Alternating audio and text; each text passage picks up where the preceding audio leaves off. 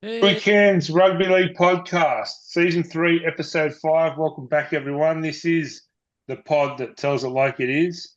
Welcoming in the team, Tanya, Artie, George. How are you guys? Survived hey guys. another week. We No, survived. Been a so, great weekend, actually. Best fantastic. weekend ever.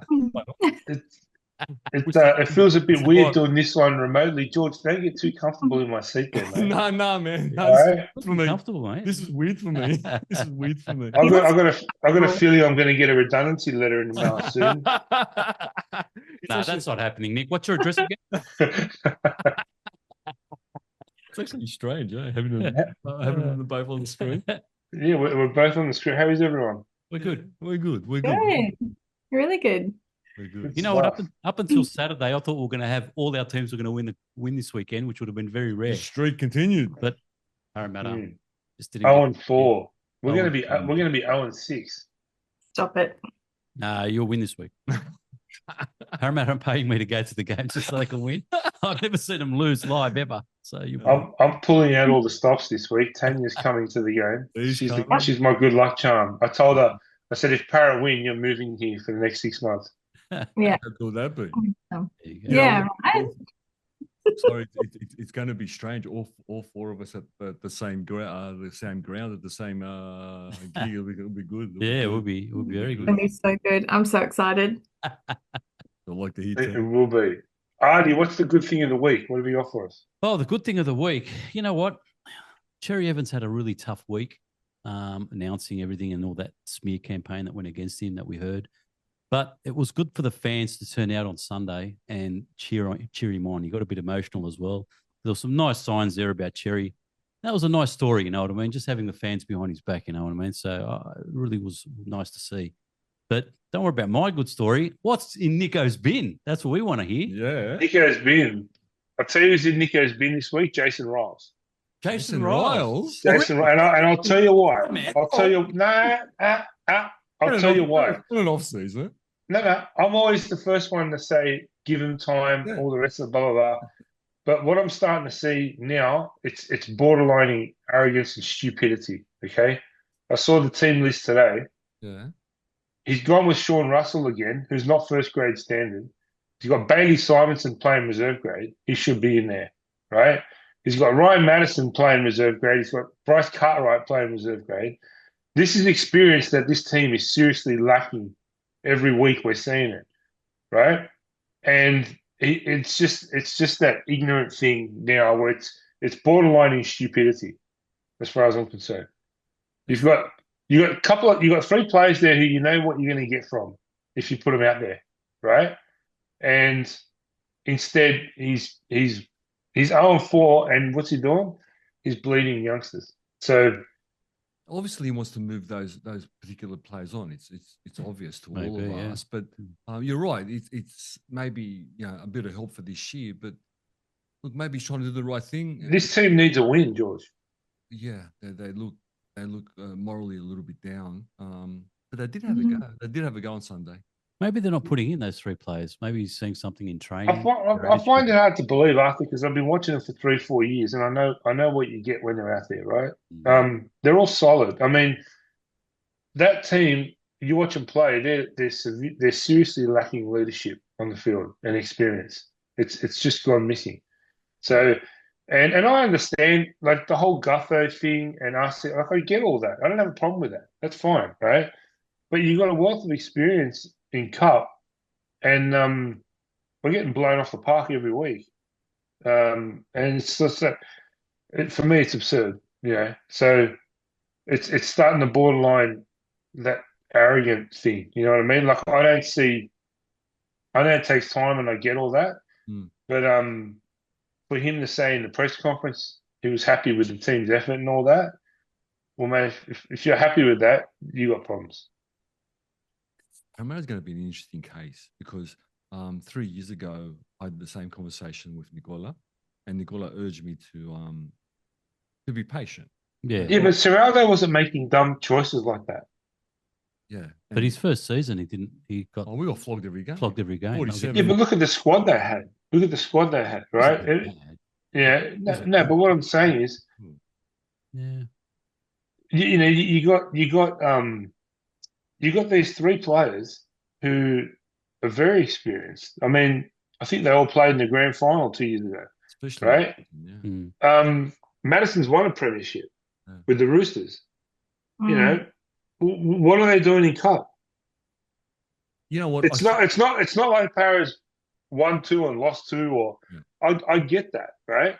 But they're 0-4, and Sean Russell, he was terrible on the weekend, terrible. That's not first grade standard. He weighs 20 kilos when he's wet. You need some size out there, right? So that's my rant for the week, anyway. That's interesting. Yeah. No, Well, you're I'm just looking at the Canterbury side in 2022. You had Matt Duff, you had Matt Burton, Avarillo, Naden, Addo-Carr, Paul Vaughan, Marshall King. Yeah, and now I'll ask you, Good how many of them were playing in New South Wales Cup? I don't know, but Marshall King's killing it now. Avarillo's killing it. no, they're But not. my point is, No, they're Serraldo. not. My point is that Serraldo was picking those players. Yeah, true. Yeah. Here we got three or four experienced players in Cup who should be playing first grade. I mean, even if you wanted to start the season without picking them in first grade, you're 0-4. Yeah. It's not like they're being kept out of first grade by players who are playing better. You know what I mean? Yeah. I find that strange. Last week or the week before, I noticed them in the Reggies, and I found it strange. So I thought, oh, he wants them out. But as the year goes on and the confidence and the morale goes down, I mean, for me, you've got to use whatever you've got at your disposal. I understand players who you've cut and let go, whatever. That's fine. I get that. You know, you're playing the young fullback. He missed a one-on-one tackle where he should have put Saab over the sideline. Instead, they scored from it. He'll learn from that. I get that. That's fine. You know what I mean? He looks good. But, you know, you got Bailey Simonson. He's been back for a few games now. And again, Ryan Madison and Cartwright, they're completely fit and healthy. What are they doing in reserves? Yeah. Okay, good one. So that's my rant. Anyway. Yeah, that's fair enough. No, good one, Yeah, good one. understandable, I'm sure, man. and you know what? I'm sure, and I haven't gone on the sites, but I'm sure a lot of promoter supporters are asking the same questions, Nicola. I'm sure. When I saw the team list today, I was just shocked. I was like, what am I missing? But anyway. Obviously, they don't fit in his plans. Well, that's I read an article this morning, breaking news that Mitchell Moses has to undergo another operation on his foot and he's going to be out for the whole season. Oh, wow. Really? Yeah, but April Fool's Day, bastards. Oh, okay. Oh, Wow. thank God. damn, I forgot to say a joke on someone. I was going to like fire my team or something. But yeah, that's my rant for the week anyway. So, They're crying out for leadership anyway. so let's move into controversy corner. I suppose one of the big talking points this week is that the NRL has sent an email out to all of the clubs saying they're going to crack down. I love how they do this during the season. Yeah. We're going to crack down high tackles, which means there's going to be more sin bins, which means this weekend you're going to see at least a sin bin in every match. You know that, right? We've all been watching the game long enough to know what a crackdown means, whether it was a grapple tackle or whatever it was. They go hard for a month and then it goes away. Sometimes a week. You know what? This reminds me, like the last time they had a crackdown, which was Magic Round. Didn't they destroy Magic Round? Yeah. Absolutely destroyed it. Yeah. And this is what's going to happen this week. You're right, Nicola. There'll be penalties and there'll be sin bins in every game, multiple. You see, it's sure as the days are going to, the sun comes up, and it's going to destroy this round. And next week they'll go back to normal. Yeah. The way I heard it, the way it was interpreted to me yesterday on NRL 360 was the NRL was unhappy with the refereeing because there was 4 incidents for high tackles, which they thought should have been sin bin. And that's more or less cracking down on the referees because they didn't pick it up. Talk about them. Really So why send an email to the club? Yeah, I know, to the club, just telling them that, I've told the refs stuffed up big time last week. But the 4 cases that they had, they were pretty good cases actually. They were pretty big hits. But for me, Artie, on report, like one guy got I think knocked out and out of the game. I think one was Reid Marnie's one. That should have been a sin bin, and a few others. But they're just cracking. It was mostly about the refereeing being poor. My personal favourite was Sean Lane got hit in the head with the ball and he had to go off for an HIA. Are you serious? Are you kidding me? Yeah. Like seriously, right? But Artie, like, shouldn't that be isn't that the bunker's fault, not the referee? They're the ones who review the incident Exactly. and You're make right. the call, right? Yeah. The referee can't see everything from where they are on the field. They're relying on the video refs. Yeah. And I think they're the ones that cop the blame too, to be honest. I think they got pointed out as Well, they should. why aren't they helping him out, the bunker? So they should. So they should, Ali. We'll see. We'll see what happens. Watch your space. What do you reckon, Sam? I think are you talking about the was it the Raiders game? Is that There was how several I pronounce games. it? There was a couple. There was Partly. one. He had two. Mm. He had two high tackles that should have been sin binned. Yeah. Like, and I was like, what is happening? Like, obviously, there are obvious high tackles, but someone like Jye Gray compared to, I don't know, Tedesco or Corey Horsburgh or whatever, like it's a bit hard how they're going to call that. But I think you're right. They'll do it just to kind of like, a bit of tap tap on the butt. And then let's get back to normal. But Look, but it's interesting the refs like because how we were saying a couple of weeks ago that the commentators are like kind of being muzzled. They were not muzzled on the weekend. commentators, Yeah. really, they spoke up. They were like, I forget which game it was, and I'll probably remember as we go through the round, but they were like, that is a try all day. I think maybe it was the Tigers game, but it was, and the Maybe commentators it's the were going Leota on. try. I think you're talking about the Leota try. Yeah. And the commentators, Yeah. they were like, and I was like, I thought you guys were supposed to be muzzled. Maybe it's just they've been muzzled for a few weeks and now they can say whatever. Who knows? Who knows? It's I know one thing's for sure: consistency is not the NRL strong suit, is it? No, it's not. No. It's definitely not. No, it's a super reactive, I think, organization, right? And they don't manage it very well either. You know what I mean? Let's get in front of it and this time next week probably sit here and laugh about how many sin bins happened this weekend. Let's make the call now, I right? will be commentating the game on Saturday very loudly. Yeah, I can imagine. You guys will have an experience watching footy. Yeah, just so you guys know, I'm going to end up getting bashed on Saturday because of Tanya. No by way. a bunch of drunk fans. I have no problem. Who are sitting in front of us and behind us. Cool. But yeah, so moving on, DCE, there's been that story just keeps on growing legs. I mean, it appears that he knows where he's going. Well, he won't share. Now we're hearing that Manning were inquiring about replacements at the end of last year, so it was clear back then. So yeah. Nick's we've lost Yeah, Nick. it looks like You're we've frozen, lost. mate. and then he's come out and said some new campaign on him. What are you guys thoughts on all this? All right, just leave him alone. Like if he wants to move, like like last week, like Valentine Holmes, how there was all that controversy. We've forgotten about it now, right? They didn't give him the contract that he wanted, and he's a decent player, But it's just like just leave him alone. Like if he wants to move, because he moved from the Warriors recently. Dylan, he went to the Eels like this Dylan week. Walker, yeah. Yeah, and it was for He's straight onto the bench too. Yeah, well, for compassionate grounds. It's like just leave them alone, let them make their decision. I hope that he goes to the Dolphins. Who's that? DCE. DCE, yeah. What do I you don't know.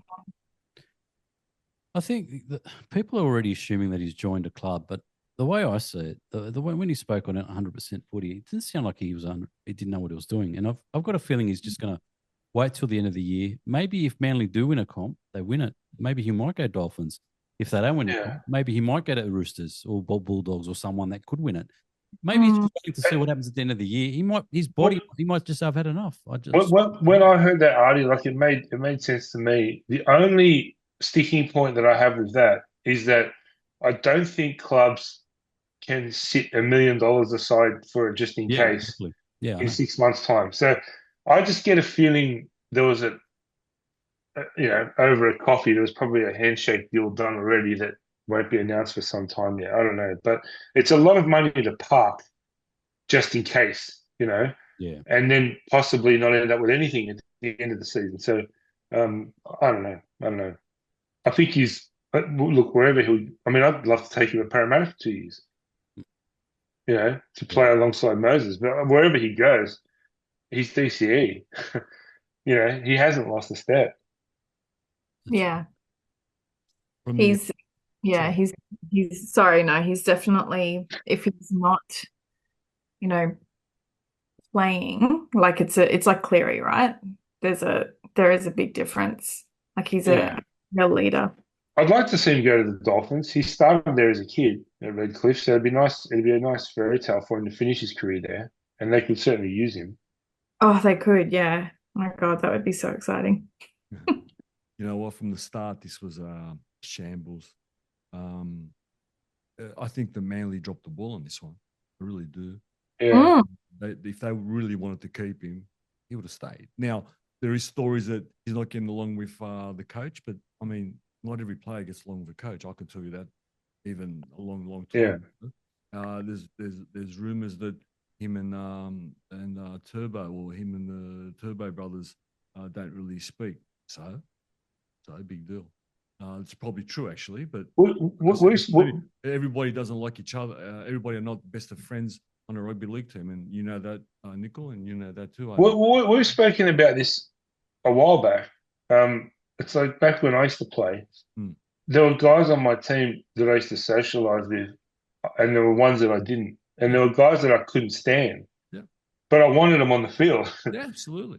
Because So I don't. At a professional level, that really shouldn't. And that's what I I mean. mean, he had the same issues with the Stewart brothers and Watmo and all those guys, right? So I don't know. I mean, the issue is that if Mestro, whatever his name is, came out and offered him 1.1, 1.2, which he deserved, we wouldn't be going through this. I think the situation, from what I understand, it's when you go back to the 7 or 8 years ago, a bunch of those guys apparently, like Steve Maddai, the Stewart brothers, a bunch of them agreed to take less money so they could all stay together, right? And that's very admirable. But you can't knock someone for deciding not to do that. Yeah, well, that's not his DNA. That's not like you guys want to do that. That's fine. Maybe I don't. You know what I mean? Don't penalize me. I shouldn't have to take a $300,000 pay cut to be one of the boys. No, they shouldn't. He shouldn't. So look, I just think Manly dropped the ball on this because I've heard that Penn's not happy with Mestro, what his name is? Mestro at the moment. But the bottom line is that DC next year will be applying his trade somewhere else. And the underlying issue is this: what damage has it done to the team? Because we know a team, because they say that they're in a window, and I believe that too. Well, they are. Yeah, I think they are. I believe that too. But if they're not connected and care for each other, there's no window there. So I don't know what it's done underlying. Now, on the surface, we could all say it's nice and dandy and we're all mates and this and that, but we'll know sooner than later when they play some hard games. But I just hope it hasn't affected the squad. That's all. You know what I mean? Well, it didn't appear to on the weekend. And actually, even though I'm an Eels fan, I think it was pretty cool to see him run out and get a really good reception. I agree. I'm a fan. It was. Yeah, I think if they would have booed him, that would have been pretty horrible. No, he's given service for 10 years plus at that team, and he's always given his best. So you can't be someone who does that. I mean, you can't hate someone who's going for money. I mean, Dylan Brown, we talk about his performance, but we don't say nothing about him going to Newcastle. Everybody would have taken that one. Of course. And I encourage it. Gee, I'll be there now. Yeah. And speaking of, so it hasn't happened yet, but apparently the West Tigers are going to offer Lachlan Galvin a $5 million 5-year deal. Wow. For me, he's crazy if he doesn't accept that. Wow. So from what I understand, the Tigers, they don't want to negotiate. They just want to jump straight into the deep end, which I think is fair enough. I think a 19-year-old unproven kid would be crazy not to take that deal.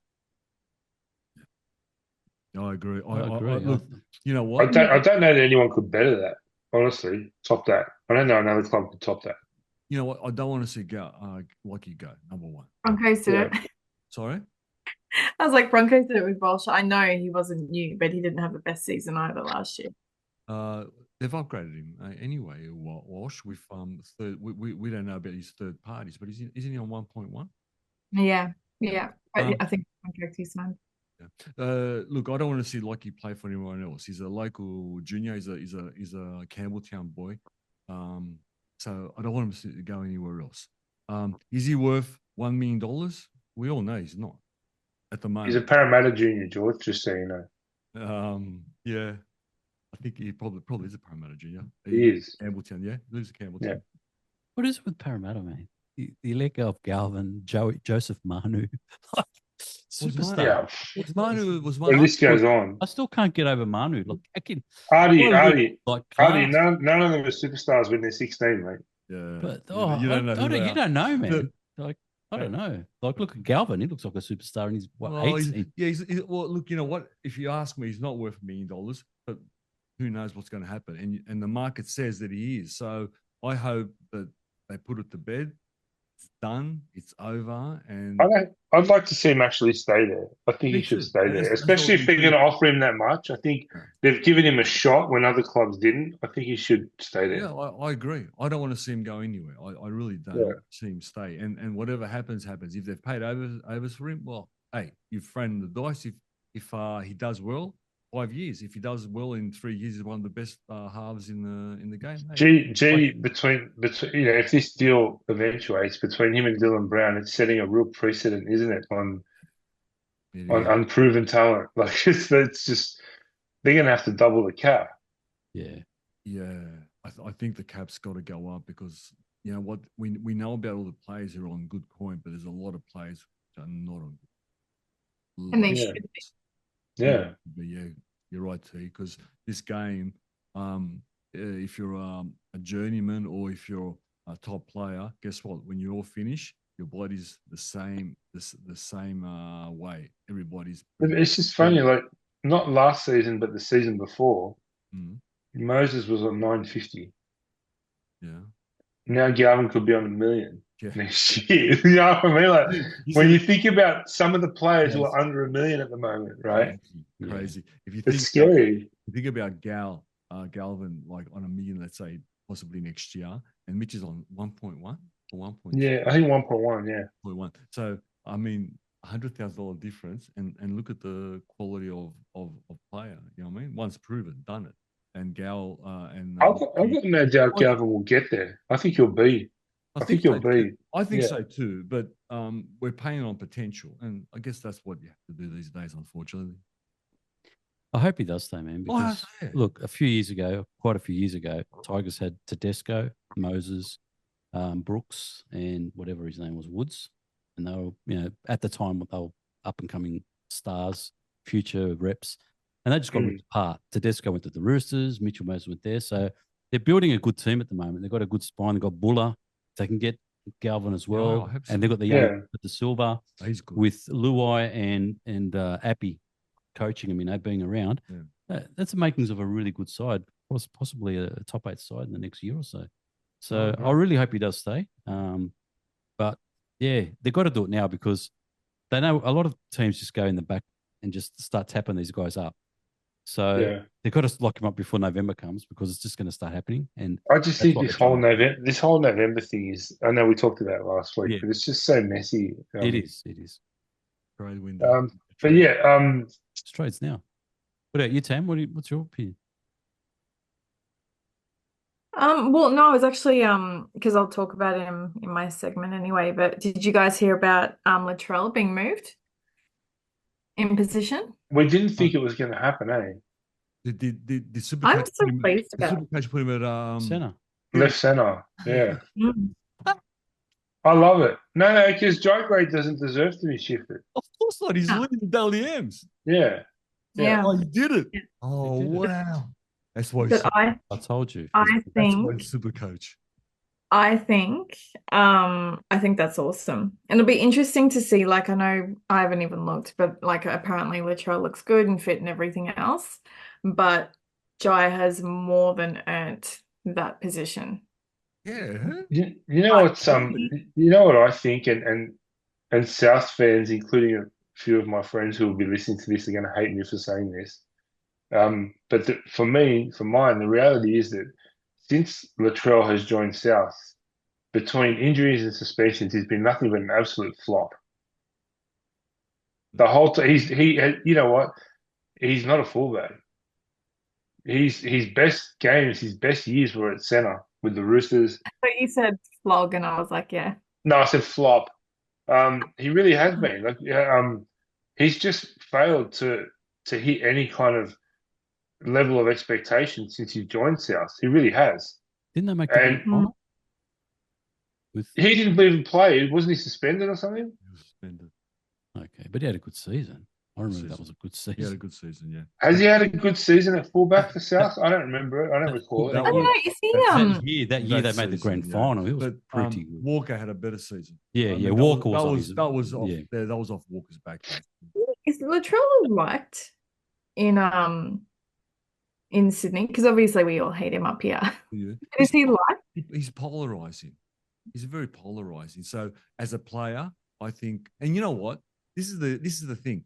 Everybody says he's a great bloke. When you get him away from the footy field, and let's say you go and have a dinner with him, apparently he's a great bloke. But how he appears on screen on television, he's very polarizing. As a player, me personally, I say it once, I'll say it again. In good ball, he's one of the most damaging ball runners in the game. I believe that.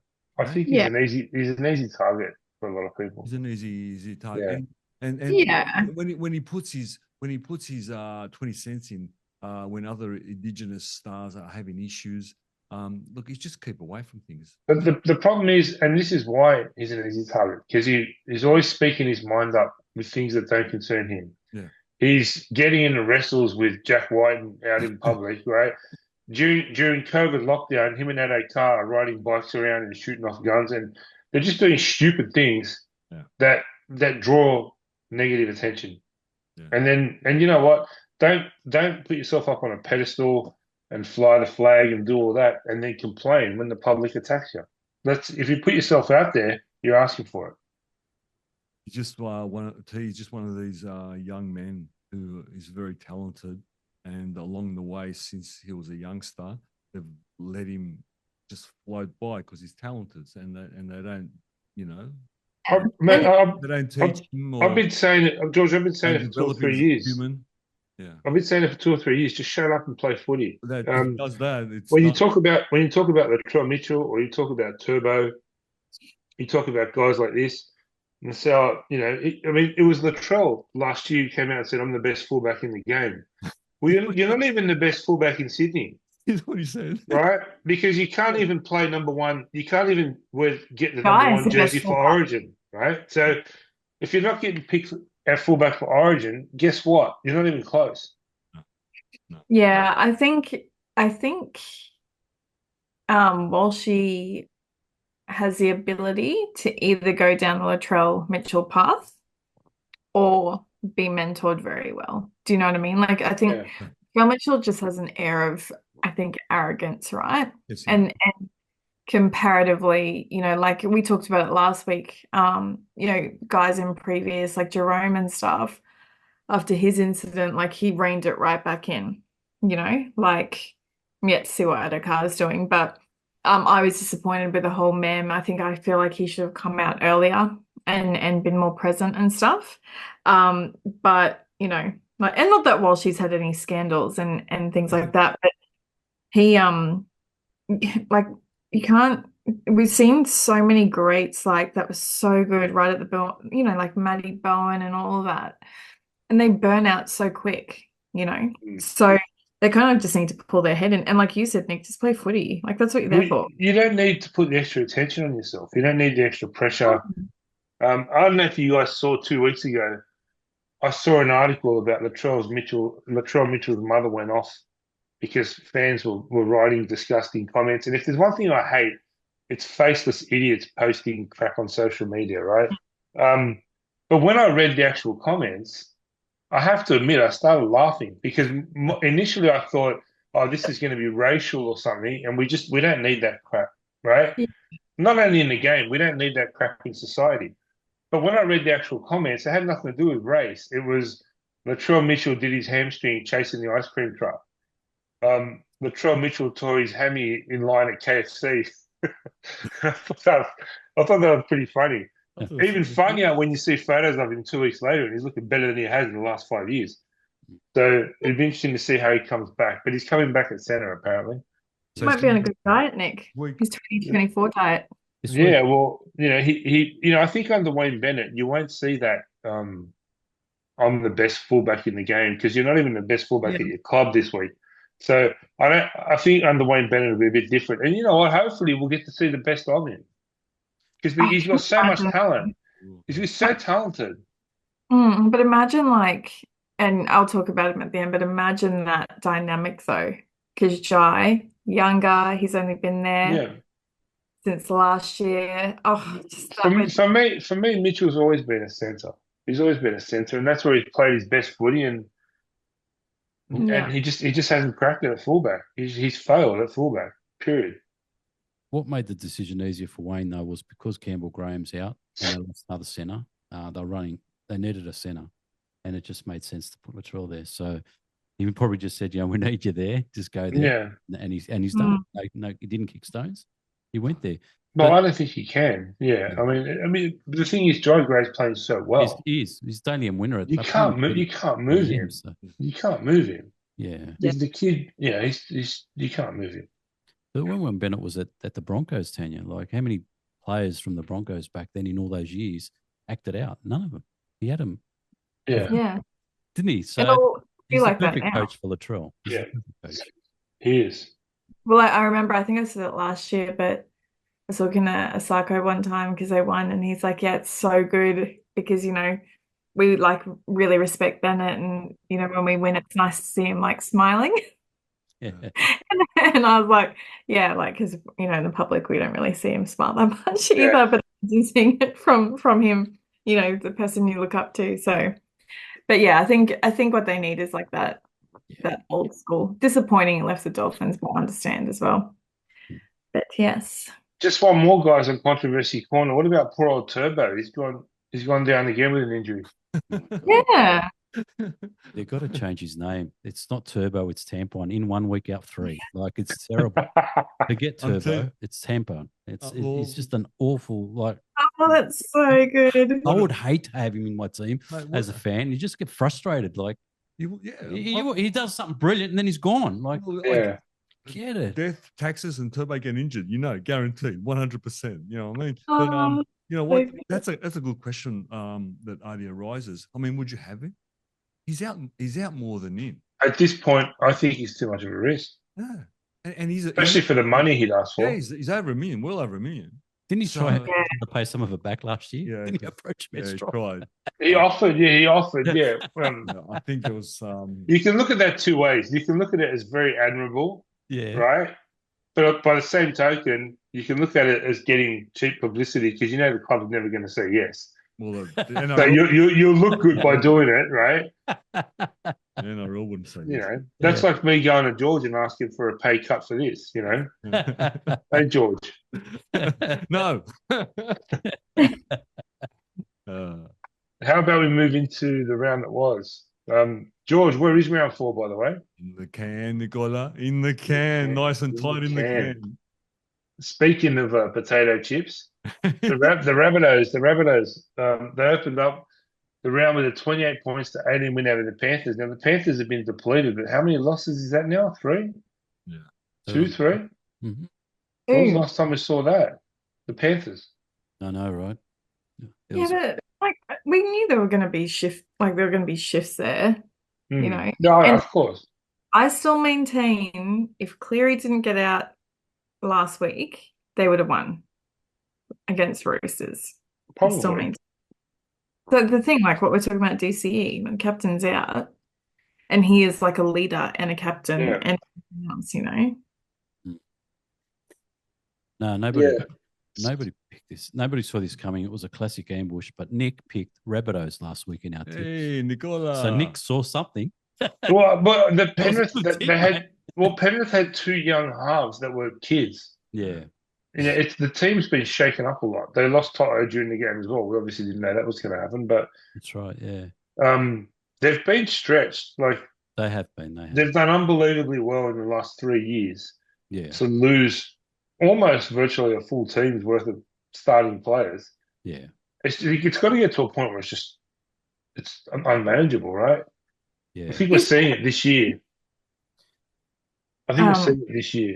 Yeah, Cleary's back this week though. Yeah. The way I see it is they're missing Luai big time because they had Cleary and probably the second, third best 5'8" next to him.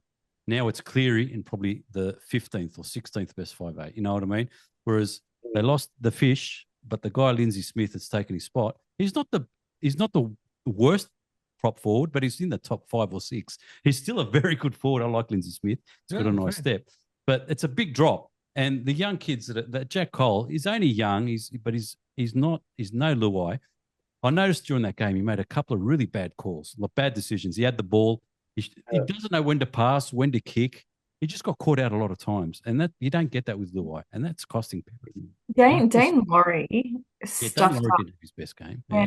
He at the beginning, because normally what you see like obviously Alamoti's always really good, but Laurie, Targo, they stuffed up, and then at the last 30 minutes of the second half, they just came in real hot. Yeah. They did that the previous week as well. Yeah. But we still have enough of a team still there that was consistent. They just need to, I don't know, Martin was, I don't know, I reckon they're just a bit shaken. Yeah. But you know what? Oh, sorry, Tam, go. No, I was just saying be different this week, I think. Yeah. But you know what? We've got to give a lot of credit to South. Jye Gray has been absolutely amazing. Kolomatangi and the other guy, what's his name? Arrow and Kepi, they've been outstanding in the front row.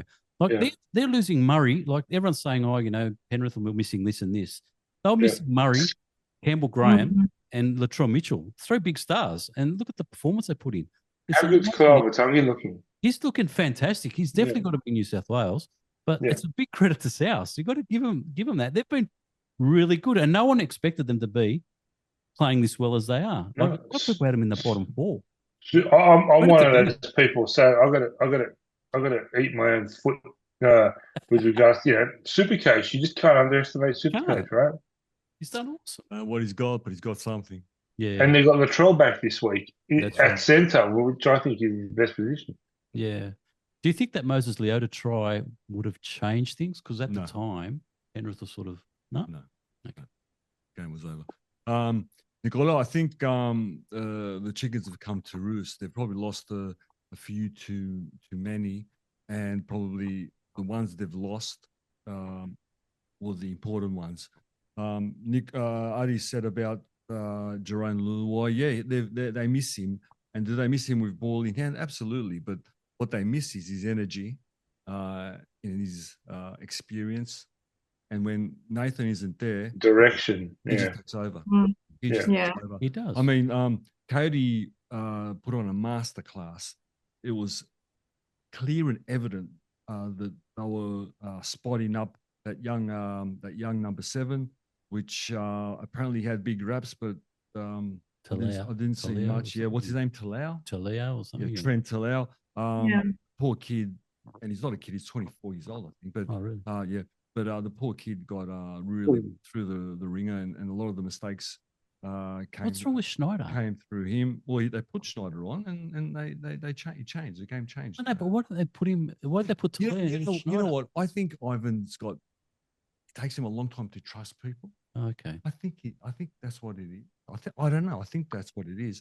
Blaze Talagi, he's tipped to be the number 6, but that hasn't happened. Yeah, look, I just think with Blaze, he needs a little bit more time. By the end of the year, he will be in the team. I don't know where, but he will be in the team. There's no doubt in my mind. But I just think he needs a bit of time. And let's not forget Alamati. It took him over half the year to make that make the Yeah, team. true. Yeah. So I think he will come into the team. I think, and Adi mentioned the fish, and he doesn't think it's a big loss. Well, I disagree. I think Souths took him in the middle and absolutely ripped a hole through their heart. So he's a I big think- loss. He's a big loss, George, but it's Lua's a presence. bigger loss. I think the fish. So you're telling me attack is more important than D? You know better than that. You know better than that. Or you're telling me intimidation. Well, you're telling me intimidation is more important than a pass or a chip and chase. I think Lindsay Smith has got a bit of that too. Like he's been. So you're going to compare the fish factor of Lindsay Smith compared to the fish. Okay, yeah. Okay. I You see those eyes and you know what? When I see him at the Warriors, his eyes roll back and absolutely smash somebody. I was about to say, George. I think you can see. I think you can see the depth of the loss of Fisher Harris, not only by what you see at Penrith, but by what he's doing at the Warriors. Yeah, true. And He's been massive. Yeah, and the rest are following him at the Warriors. Yeah. Warriors, and there's sometimes I see him and you don't see him for the Warriors, and then all of a sudden, like I said, he just switches on and absolutely tries to take the whole pack on. And I didn't see that at Penrith because I didn't look hard enough. But that's what he used to do. That's what he used to do at Penrith. So look, the issue is that the defense is broken down, and defense is, as you say, Nicola, it's attitude. And if it's attitude, they've lost their direction. They've lost their direction. They don't understand who they are. They should know by now, but there's been such a change in the lineup. They're struggling to find themselves. When you see them struggling to get out of their dirty ball, it was something that you don't even think about. I mean, Penrith's going to get out of the dirty ball, and they're going to kick they're going to kick the ball into the opposition's quarter, and Nathan's going to kick nearly from the halfway. It doesn't happen. They're not getting out of their dirty ball. And when Souths had the ball, okay, it was like the middle of the field was like a highway. They're making so many meters, and they'll win. They'll win the tackles. They'll jump in. They'll jump in on their fronts, getting up, and even before you knew it, the line set. They're playing the ball, and then Cody, absolute masterclass, hit the right side. The poor kid Trent, I actually felt for him. And then the fullback, you know what, Laurie, when he's good, he's good, but when he's horrid, he's rocks and diamonds. And that's why he hasn't secured a first grade spot, unfortunately. So look, do I think by the end of the year they would have find their identity and be somewhere in the 8? I do think that. More than that, I'm not sure. South Sydney, but the first half, they put a clinical. I won't make the mistake for the 5th year in a row of underestimating Penrith. No. I'm just saying that by the end of the year, they'll find their purpose, they'll find their structure, and it's very important that Nathan's got to be on the field. We know that Nathan's got to be on the field 80% of the year, not usually not 60, 70%. The problem is that they're going to go into Origin in 6 weeks. They're going to get ripped apart, and usually they're 8-3. But if they're 4-6, well, we got problems. They got problems. Then we're talking fringe 8. Yeah, we're talking. Yeah, but then Tigers. So they got to win. They got to start winning. So when they go into the orange period, because Nathan's going to go, Yo's going to go, Toho's going to go, Edwards is going to go. So now they're going to have to. Those times where you rested them. Well, you can't rest them when they're going to have to play on Wednesday Origin, and Sunday they're playing NRL. So they're going to get burnt out even more. So they've got some challenges in front of them. And let's see. It's interesting. Let's see how this year holds. Well, let's move on. Yeah, and by the way, Souths with Latrell, wow. And can I just mention Mama Zulus? We've talked about him a lot. Showing his wares, yeah? He is. He's showing his wares, yeah. That's right. 3-2-1. What's the 3-2-1, Zadie? 3-2-1, Jye Gray again. Three points for Jye. 2 points for Kolomatangi. He was outstanding. And the only Penrith shining light there was Lindsay Smith. I thought he played solid. He did. And we didn't mention, well, you guys mentioned Jye Gray, but I'll say it again. The kid's courage is unbelievable. His pace.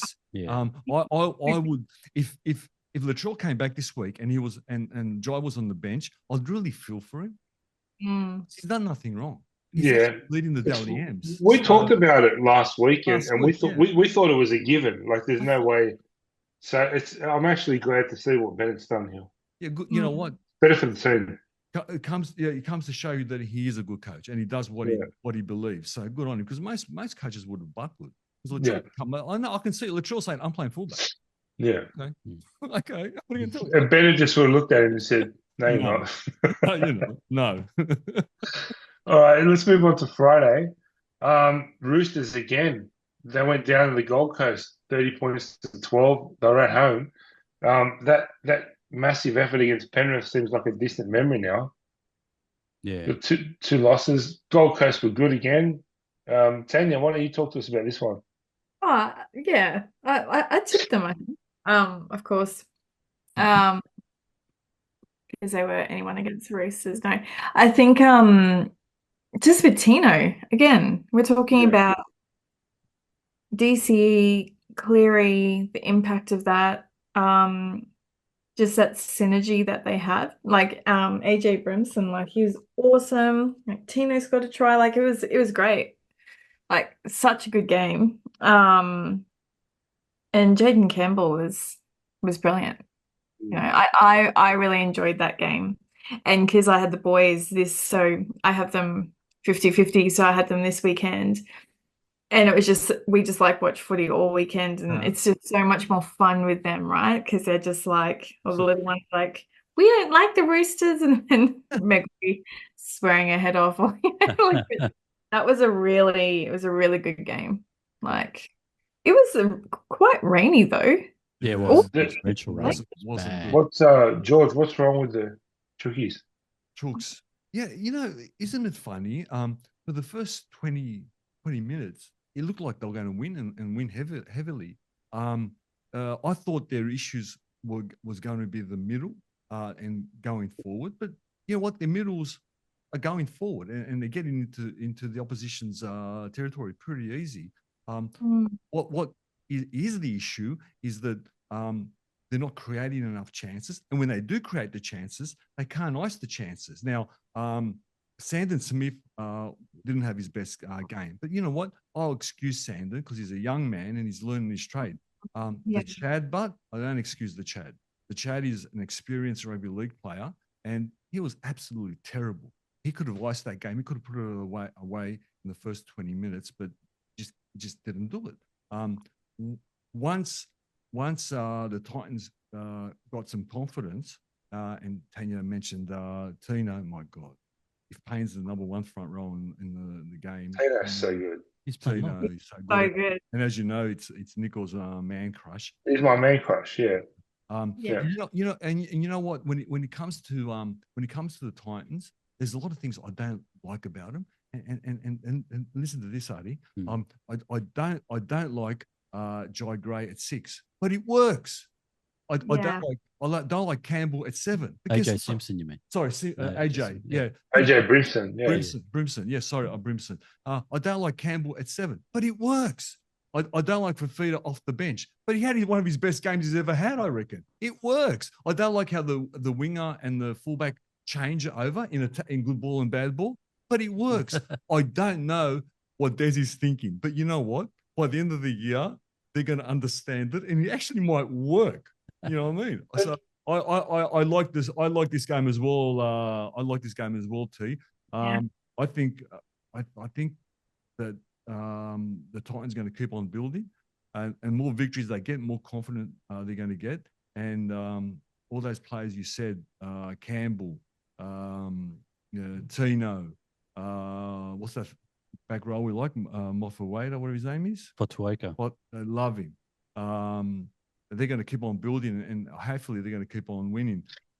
East or Roosters, what you see is what you get. If they don't ice some chances, or if they don't get some creativity, or if Chad is not consistent with his play, they're going to have a long season. And I thought they'll be better than that.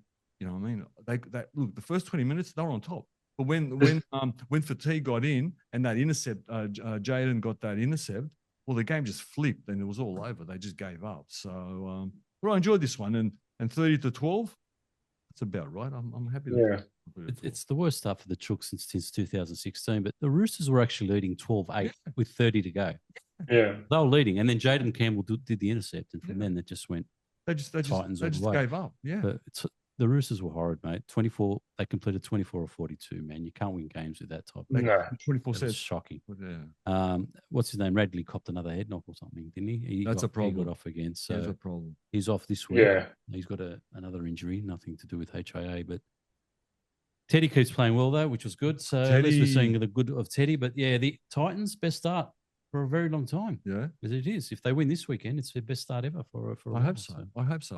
Desi, I'm happy for Desi. Yeah, I'm happy for Desi. And you know what? I try to find the team's identity, and I haven't found the Titans' identity yet.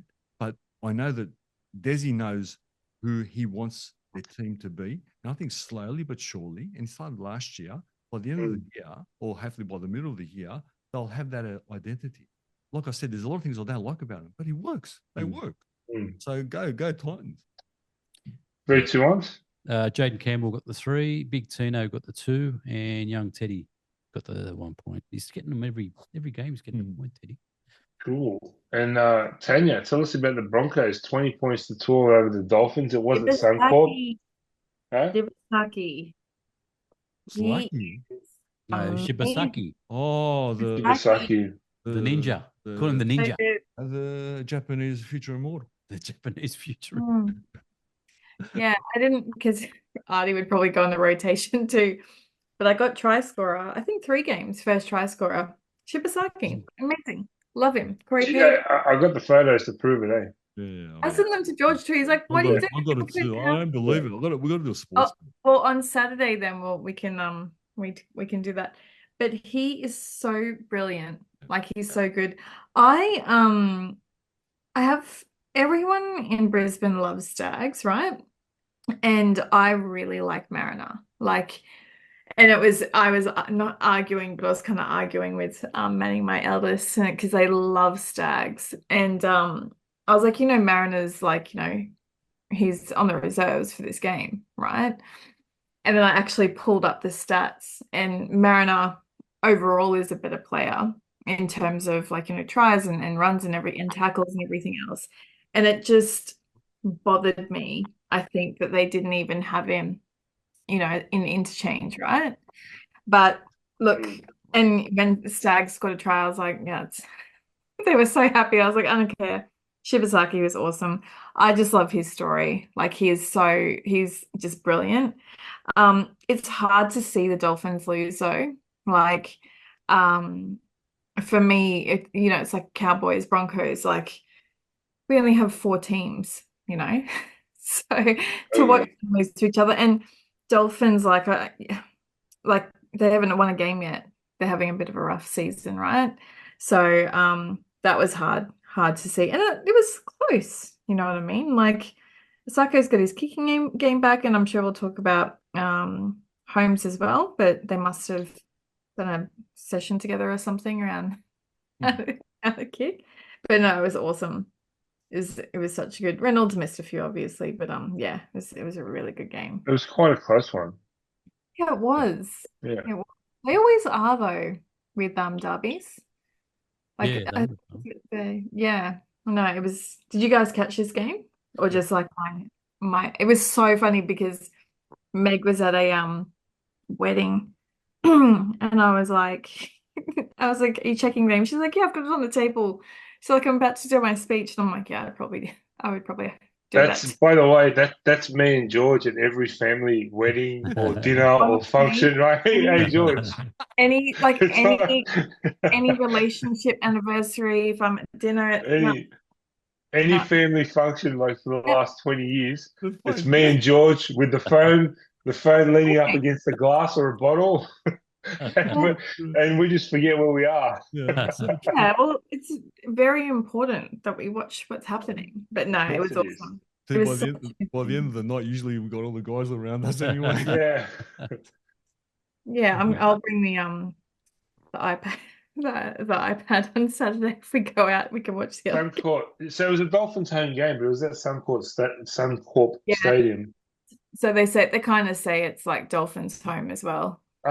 By the way, George, I'm going to Suncorp Stadium finally. Okay. When? Yeah, Tan rang me the other night and said I'm going to be there on the 25th of July. Done. Eels Broncos. Those Yeah. Broncos. Oh, there you You'll go. love you'll love Suncorp. It's the best. And wherever I'll you celebrate my birthday there. I sent you a couple of drunken videos from out the front Yeah. at 2 o'clock in the morning there 2 and years ago. Remember that? I do, and With with Frankie Frankie, yeah. and a few times Taking selfies with the Wally Lewis. in that famous pub as The well. Caxton, yeah. Yeah, Caxton, we were yeah. hammered. That was good. You got to call it the caco though when you come up. The Caco. Yeah, we can't The get any Caco. spoken. But no, that was awesome. But what did you? At least the Dolphins, they're like Para. They're 0-4, right? But they've been competitive. Yeah. They've been in the fight. You know, they're not far away. I feel a bit bad. Again, new coach, Christian Wolf. I think Parramatta's doing him a favour at the moment, keeping him out of the headlines because no one's really talking about the Dolphins. Yeah, But they've been competitive. Parramatta Yeah. didn't have cyclones where they had to relocate. So I know. Dolphins There's had a no really excuse, tough- Artie. There's no excuse. There's Don't 2 forget, weeks. don't forget one of those losses. The Dolphins were missing half their team. Exactly, yeah. So they had to relocate. They had to do so many things the first 2 weeks. So They had to relocate. The training base was underwater. exactly, yeah. And even Yeah. this game, it was a home game, and the rain was just. I couldn't even see the players at one stage on TV. It just looked like it was Yeah. torrential rain.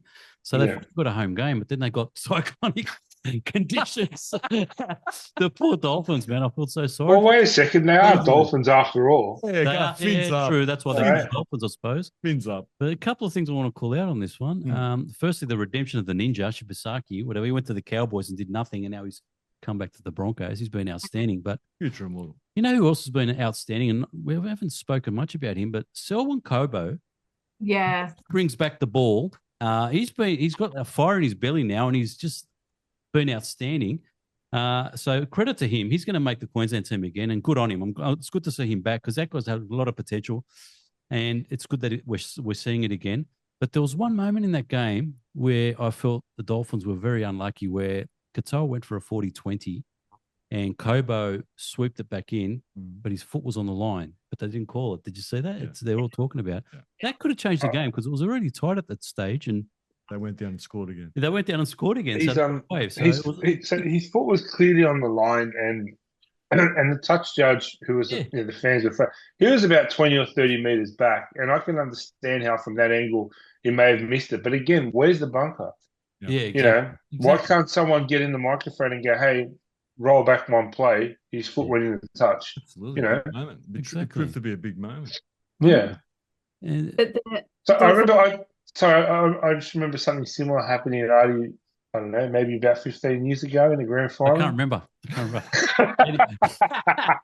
Brett Morris. No, but it was a good game. Dolphins, I felt sorry for them. They played really well. Unfortunately, they couldn't get there in the end. Max Plath was outstanding. Marshall King, Saifidi, he's looking good at the Dolphins, and Farnworth, he's the pick for me. He's been outstanding. Farnworth. What about you, George? I think the Dolphins played out of their skin for maybe about 45 minutes. They were in the fight and they were fighting hard. They've still look. I won't lie to you. I'm worried about the Finns. Their middles don't look dynamic. We used to get something out of Jeremy King. We're not getting that out of Jeremy King. Katoa is the only actual creator in the team. I always say that people like the Hammer, they don't break the line. I've never seen him break the line, but you got to put him in positions. Either give him early ball or put him in a position so he can hit a gap. And they're not doing that. He needs Cliffy Lyons, right? Oh yeah, I wish if you had Cliffy Lyons or if It's you every try that Menzies scored came off a Lyons pass. You know, mostly he needs to be put into those gaps. Maybe DC will be good there. Maybe. Yeah, he would be. He absolutely would be. Yeah, so I worry about them a little bit. Just in general, I see the athleticism. Sometimes the energy is low because when Brisbane put their foot down, they really put their foot down. Let me talk about the Broncos. The Broncos did what they had to do. You mentioned a few players, and I agree about Kobo. Let me let me tell you another player which really stood out to me, and he continues to have a good games, but we don't speak to him. I know he's one of your favorite players, Ricky. Yes. Oh, yeah. Jordan, Ricky. It's a gun. So this Broncos pack is a power pack. They're all big, strong, straight runners. Jordan Ricky is the difference in the pack, the variation in the pack. He's an edge runner. He's a hole runner. Now he can do that. He can do a dirty ball, run out of dirty ball. He must be still a big human being, but he plays it a little bit different. He's a great. You'll never see Ricky go up high anywhere near the shoulders. He's a great legs or waist tackler. And when Reynolds drift or when Hunt drifts and looks at Ricky, he's running wide and looking for holes. So he's the variation or the difference of this pack, which is good because, like I said, the whole pack are just power runners. So I really enjoyed his and he actually rose to the occasion this game. Can I talk about Payne Haas? Because I thought about this all week. Now, Payne Haas is the best front row in the game.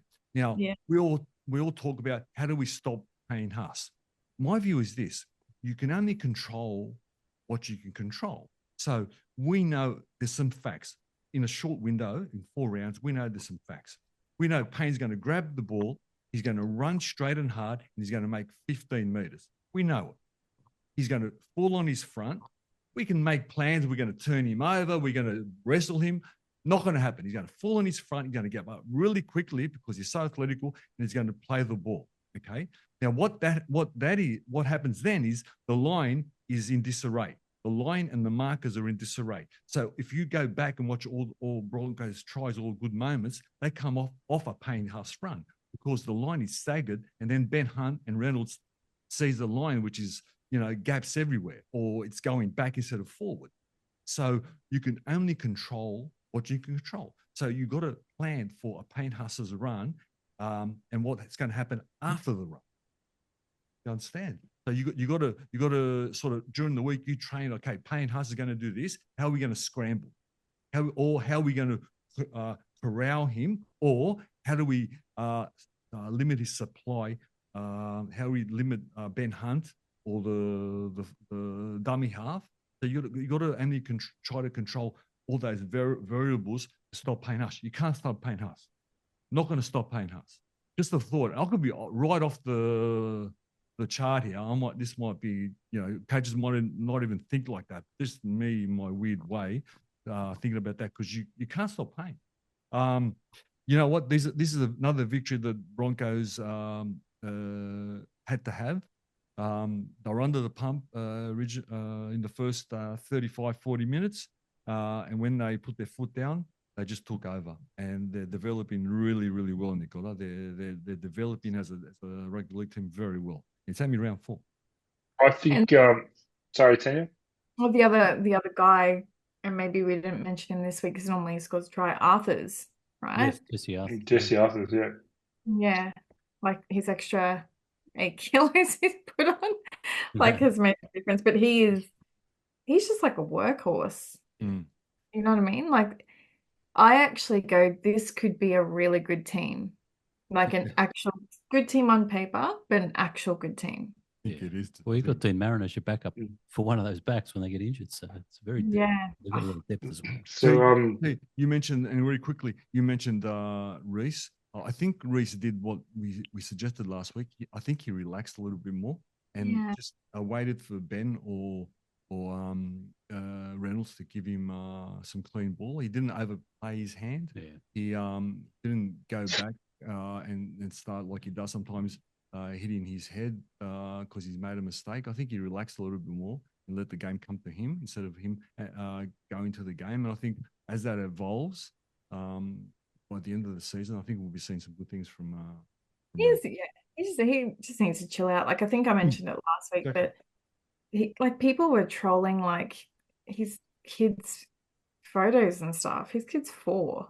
Like, come to my place and say, that's just people, idiots. It's just horrible. You know what I mean? Like, and we forget these guys. Like, yes, it is their job to play footy, but we all have bad days, right? Absolutely. And he's got to come back. He's got a lot of pressure on him, and it was good to see him like just be smooth and get that confidence back again. But yeah, sorry, Artie, Nick, I know you're going to do it. No, I say let's just get this out of the way. Artie, give us the points because I want to hear you talk about the next game. The Ninja Shibiasu got 3 points. Shibasaki. 2 points went to Payne Huss and Herbie Farnworth. The Dolphins got the 1, ran over 200 meters. Strong. It's been very good. All right. So were you at Cogra? No. Okay. Obviously. You weren't there? No. Obviously, man, they won. The Dragons, 14 points to 8 over Melbourne Storm. Talk us through it. Didn't see that coming. What was the most impressive thing in that whole game was that we kept the Storm to 1 try. And at one stage, they had 32 tackles on our line and still hadn't scored. In fact, they only scored off an error because St. George scored when they got up in their end. And then off the kickoff, Moneyman Tupolotto dropped it off the kickoff and they got the ball and they ended up scoring in the next set or so. So the defense of St. George was amazing because I think in the end they had like 50 sets on the line and they only scored 1 try. Wow. Not many teams can do that against a Storm. They didn't have their best game, the Storm, and the conditions were pretty wet. So you can understand that. Take the win though, Artie. It's still a good win. Yeah. That's great. Yeah, it was a good win. But a special shout out to a couple of players. Dylan Egan, a youngster, made his debut for the Dragons.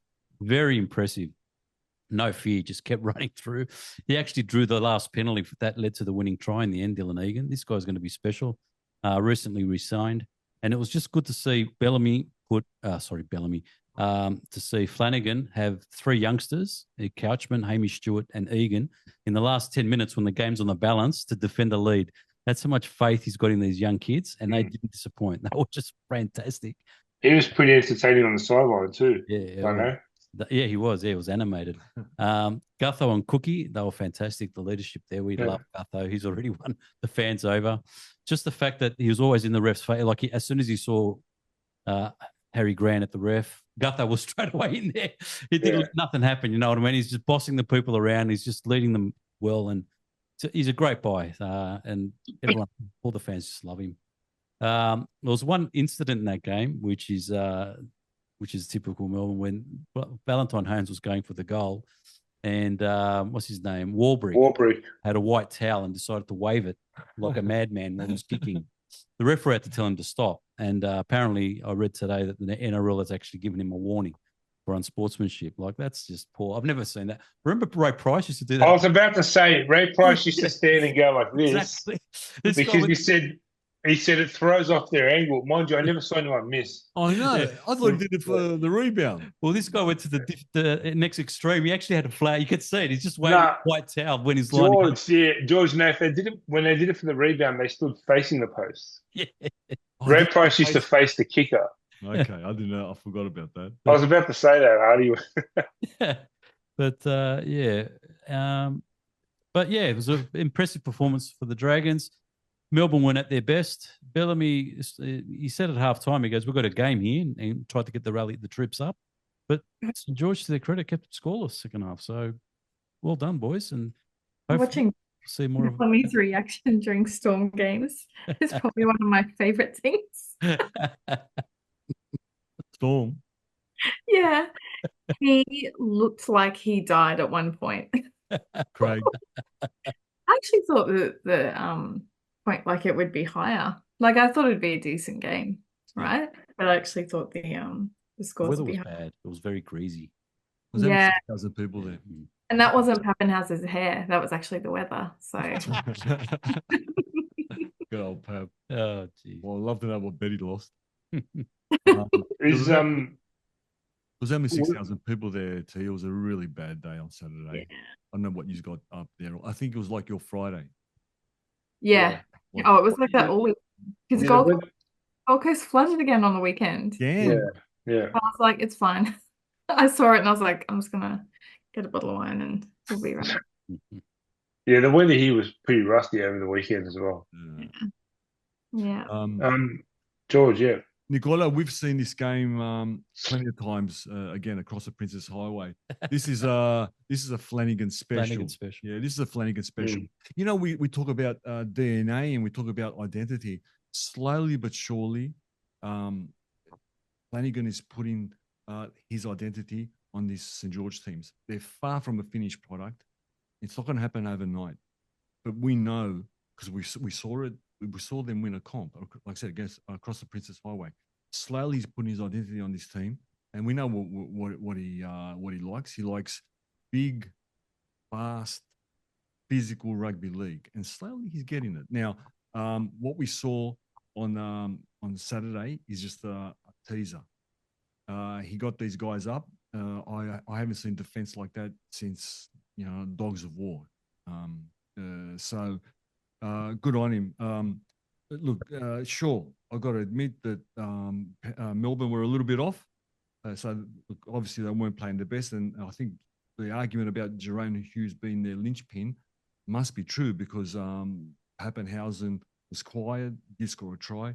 The hooker Harry Grant just didn't get those opportunities because the defense is quiet. It's interesting to note. Interesting to note, it was also Melbourne's first trip. Yeah, because they had a bye and 2 home games. Yeah, so it was their first. Yeah, it was their first travel. Yeah, all these things contribute. And look, it's round 4. So let the year all. But look, we saw positive signs, and it was one of those games which purist loves, people like myself, and I really enjoyed the game. And Helios played well. Yep. Yeah, they all played well. There wasn't. It was a game where I can't say on St. George that one player played that much better than another player, and same on Storm. They all played same sort of quality game. You know what I mean? Sometimes you expect Pap to do something special or Grant to something special. It just never happened because the ground was wet, the rain was heavy, the defense was tight, and that's what happened. Classic Melbourne weather. Classic. If I didn't see the game and I saw the scoreline, I'd have to assume every Dragons player played well. Yeah, they did. It was enormous. Who got the points in that one? 3 points went to King Gutho. 2 points went to Katoa from the Storm. Always looked dangerous. Nearly won them at the end with a try that just got disallowed. He dropped it over the line. And Jaden Sewer pulled off one of the greatest tackles right in the end to push the fullback into his in goal. So that's 3-2-1. So again, Raiders, second loss in a row, went down 30 points to 20 over the Cowboys up in Townsville. I've got to say, guys, I need to put my hand up because I'm the first one to call out Ricky Stewart at his press conferences, right? So I always look forward to watching them when the Raiders lose. So naturally, I watched this one, and I've got to say, Sticky was not his usual self. Yeah, he was very complimentary. He was very calm. It was enjoyable to watch. He gave a lot of credit to the Cowboys. He said that his team needed to be better. There was no complaining or whinging, or there was no throwing stones, kicking stones, whatever you want to call it. So shout out to Sticky. They're pretty rare, but that was one of them. Go Stick. But the Cowboys, they're starting to find their rhythm. Yeah, it's a good win. Yeah, it was a good win. You know what? With this Raiders team, they actually started it like a house on fire. They did, yeah. They started on a house on fire, and I'm thinking, oh, here we go. But you know what? When you lose a game, it's a game. When you lose 2 games in the same way, you can say, well, it's something funny. When you lose 3 games, well, that means you're getting into bad habits. And like always, Canberra is getting into their same old bad habits from last year, from the year before, from the year before. It's amazing how Ricky can't coach all those little things out of them. And they did it again here. The 2 halves, Dearden and what was that halfback? Clifford. Welcome to a top line halfback, guys. That was the catalyst from this victory, Nicola. The pack looked like the Cowboys pack looked like they're going to be overwhelmed, but by halfway through the first half and then into the second half, they just whittled this Canberra team. Even your man Hudson Young was nowhere to be seen. I think so. you know what? It was a really good performance. It must have been hot. It must have been sticky because I saw them. I saw the Canberra boys really struggling just to breathe, actually. So that was perfect Cowboy weather. I think they're developing. I think they're coming along from the bad start they got. I just like Cowboys. I just like Drinky. I just like Dearden. I love Dearden. And it's much maligned pack. Even Bateman had a good game, which I'm not a fan of Bateman. Yeah. And Canberra, they're just getting themselves into these old habits. They continually dropping the ball. They continue miss some really crucial tackles. And when one thing goes bad and they hit a brick wall, they can't get themselves out of it. There must be a very emotional team like their coach, I guess. So every time you see them under the pump and they get scored once or twice, they just fold. And good on the Cowboys who just continued to put their foot on the throat. The 30 to 20 didn't indicate the game for me. I don't know about you, Artie. Yeah. Mate, if you look at Canberra, their first game was in Vegas. The second game, another game was in Sydney, and the other one's in Cairns. The most travelled team in the comp in 4 weeks, and they looked lethargic. To me, they looked flat. The back end of that game, they just looked worn out, and I don't blame them doing all that travel. It was 22-18 at one stage, so they weren't that far off. Take away Clifford's brilliance, that kick that he did, and regather, and the step. That he scored 2 of those magic tries in 2 minutes, in 3 minutes. So, mate, that guy had an outstanding game. He was so good, Clifford. And that's what I alluded to when they got those 2 tries. Yeah. Well, they just folded. They just did, and it just changed the game. But well done to the Cowboys. They got their first win. Their halves are looking good. Good to see Nanai back. He was playing back. He played well. So yeah, they're going to be up there. And that 12-year-old, that whatever his name, Purdue, he looks like he's in primary school or whatever he is. The skinniest legs, but kid's a champion. Can I just say, Purdue, when he learns how to pass, he's going to be a kid. He's going to be special. He holds the ball too much. But with ball in hand when he runs, and he's a little skinny guy, it's like playing hush run. He makes so many meters. But he'll probably take Penhouse down. I wouldn't be surprised. He will. So when he learns how to pass, he's outstanding. When he it's not about learning how to pass. He doesn't understand when he's in space or when the other guy's in space. But he's only 19. So he's amazing. He's amazing. The thing is, though, with these, I tip the Cowboys because it gets really humid up here. Yeah. And I don't know how the Sharks, I think the Cowboys, they didn't have Nanai. I feel like someone else was out last week. But there was a point where they were having a drinks break because I'd never seen it. I see it for like during this time, probably more in Townsville. But Townsville's like very humid, and these guys are coming from Canberra. You know what I mean? Like a lot of difference in that weather too. Like it's a dry heat in Sydney and Canberra, but here it's like, takes your breath away if you're running for 80 minutes. Wow. But I reckon Papali'i should have been sent off for sure in that game. You're not talking about for touching the ref. No, he had two high tackles on report. No, because that whole refereeing incident. I mean, did you guys see that? Yeah. I mean, is that even worth talking about? Like, no, seriously? I don't think so. I think you got a warning. Did you get a warning? Got a warning. Well, Tyson Frizzell got suspended, remember? All those years ago, yeah. But you know what? But they were screaming. Like, was it Buzz was screaming for him to get a week suspension? Buzz. Of course he was. Come on. Yeah, well, because of the precedent they set a few years ago. But I know, but it was. I mean, it wasn't inconsistent again. This was. It was just nothing. It was nothing. You can't punish that, surely. No way. You can't punish that. What Tanya alluded to is one of those 2 tackles. One of them hit his shoulder hit. Yeah, you're right too.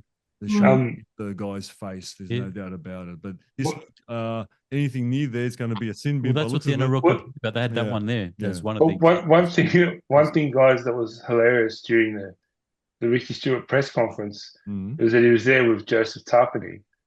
And one of the questions the reporters threw out was about, are you worried, Ricky, that you got a few people put on report, And he goes, I'm not even sure, who. And they go, Tarpany is one. And Ricky looks at Tarpany and he goes, what'd you get put on report for? And he goes, I think it was like a chicken wing or something. It's a pretty, it was a pretty funny moment. Actually, it's worth checking out. It was a pretty funny moment. Yeah. He goes, what did you get put on a pool for? You know, it was pretty funny. Good But game. yeah, why don't you give us the points on this one so we can turn over to George for the next one, Artie? 3-2-1. Jake Clifford got the 3, Dearden got the 2, and Sevilio Tamale from the Raiders on the wing, 74 post-contact meters. He looks strong, that kid. Yeah. He scored a smart try, hard try. But yeah, he's looking good. Came from the Dragons, spewing. Anyway, From the very good Dragons. player. George, I said last week the Bulldogs hadn't played a top 8 team yet. Yet they go to Shark Park without 2 of their stars and topple them over. Yeah. What happened? Yeah. They've come out of the gates this season firing. They have, and at the start of the year, I indicated, well, I said very clearly that I don't know how much they can improve more than last year, looking at the team list, but I was wrong. They have. Ronaldo has continued to improve them, and what I want to talk about is DNA and identity. Now, I talk about a team's identity. It's very important for a team collectively to know who they are and what they do. This team, and obviously they've been working on this for the last 3 years, exactly know who they are and what they want to achieve and how they want to achieve it.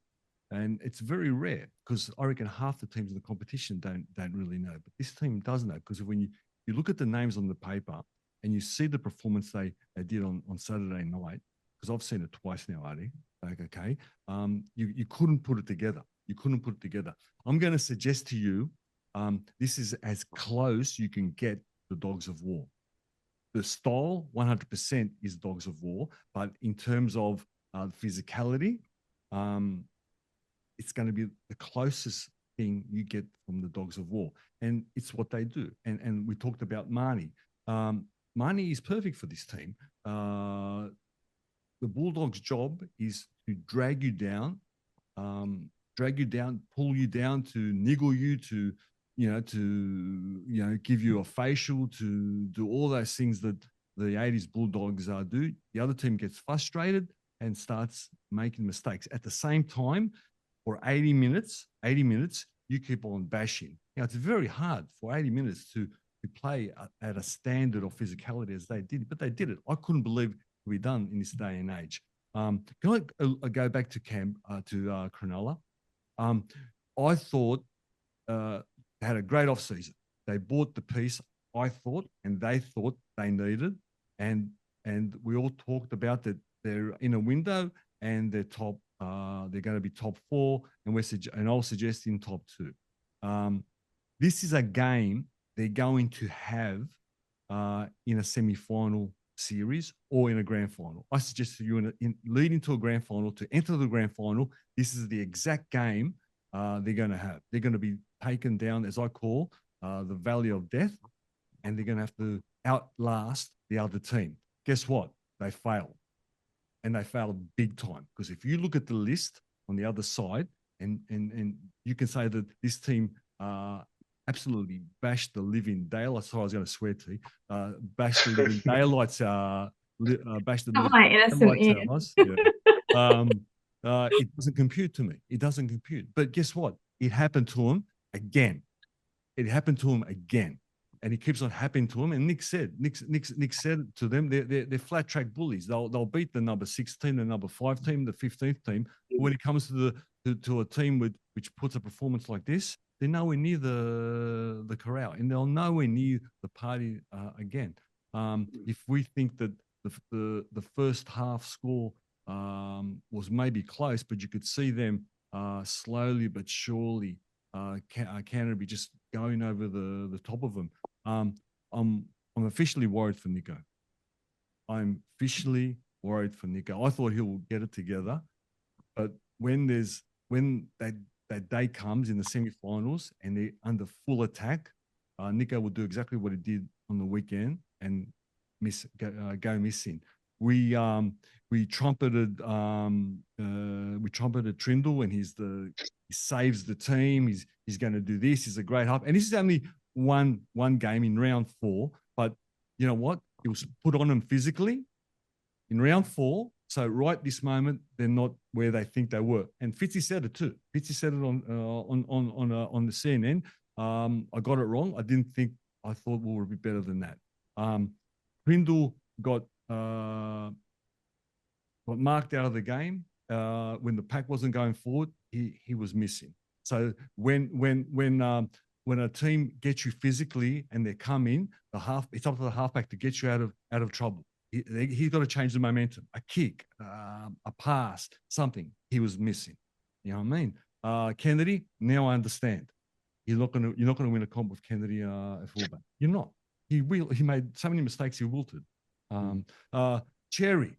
Welcome home. It was his first time playing back at Cronulla, and you could tell that he went out there with a mission, and he actually scored 2 tries, and he showed some of the hierarchy. Yeah, He's been good. Like I said, Nicola, I'm shocked, and I told T actually after being so many years in the wilderness, getting belted from pillar to post, to see a team which, when you look at it on paper, very, very, very much maligned when you look at the names. They shouldn't be anywhere near the top 4. Oh, take it easy. I don't think so. Half of the team have won premierships. Yeah, 2. You know what I mean? They're not that maligned. They're a good side. They're a good team because they are a top 8 team. Yeah. But when they give you a performance like that, and you know it's sustainable because you can see it building last year in the first 4 game. And again, all this is a very small sample size, because in the next 4 weeks we could get injuries and everything could change. And Cronulla could absolutely build, grind football. But I'm talking right here and now. I'm still in shock that they can give me a performance like that. And if they keep on doing this and keep on developing, you know what, they might be on the edge of the top 4. They might be on the edge of the top 4. So I was listen to that wary excitement. I think you should after just 7 years of getting 47-0, 30. You know what? When we lost under 50, I had a barbecue. I'd call Artie over and pop the champers. You know what I mean? Have champagne and get the scotch out because we lost only by 47, not 62. You know what I mean?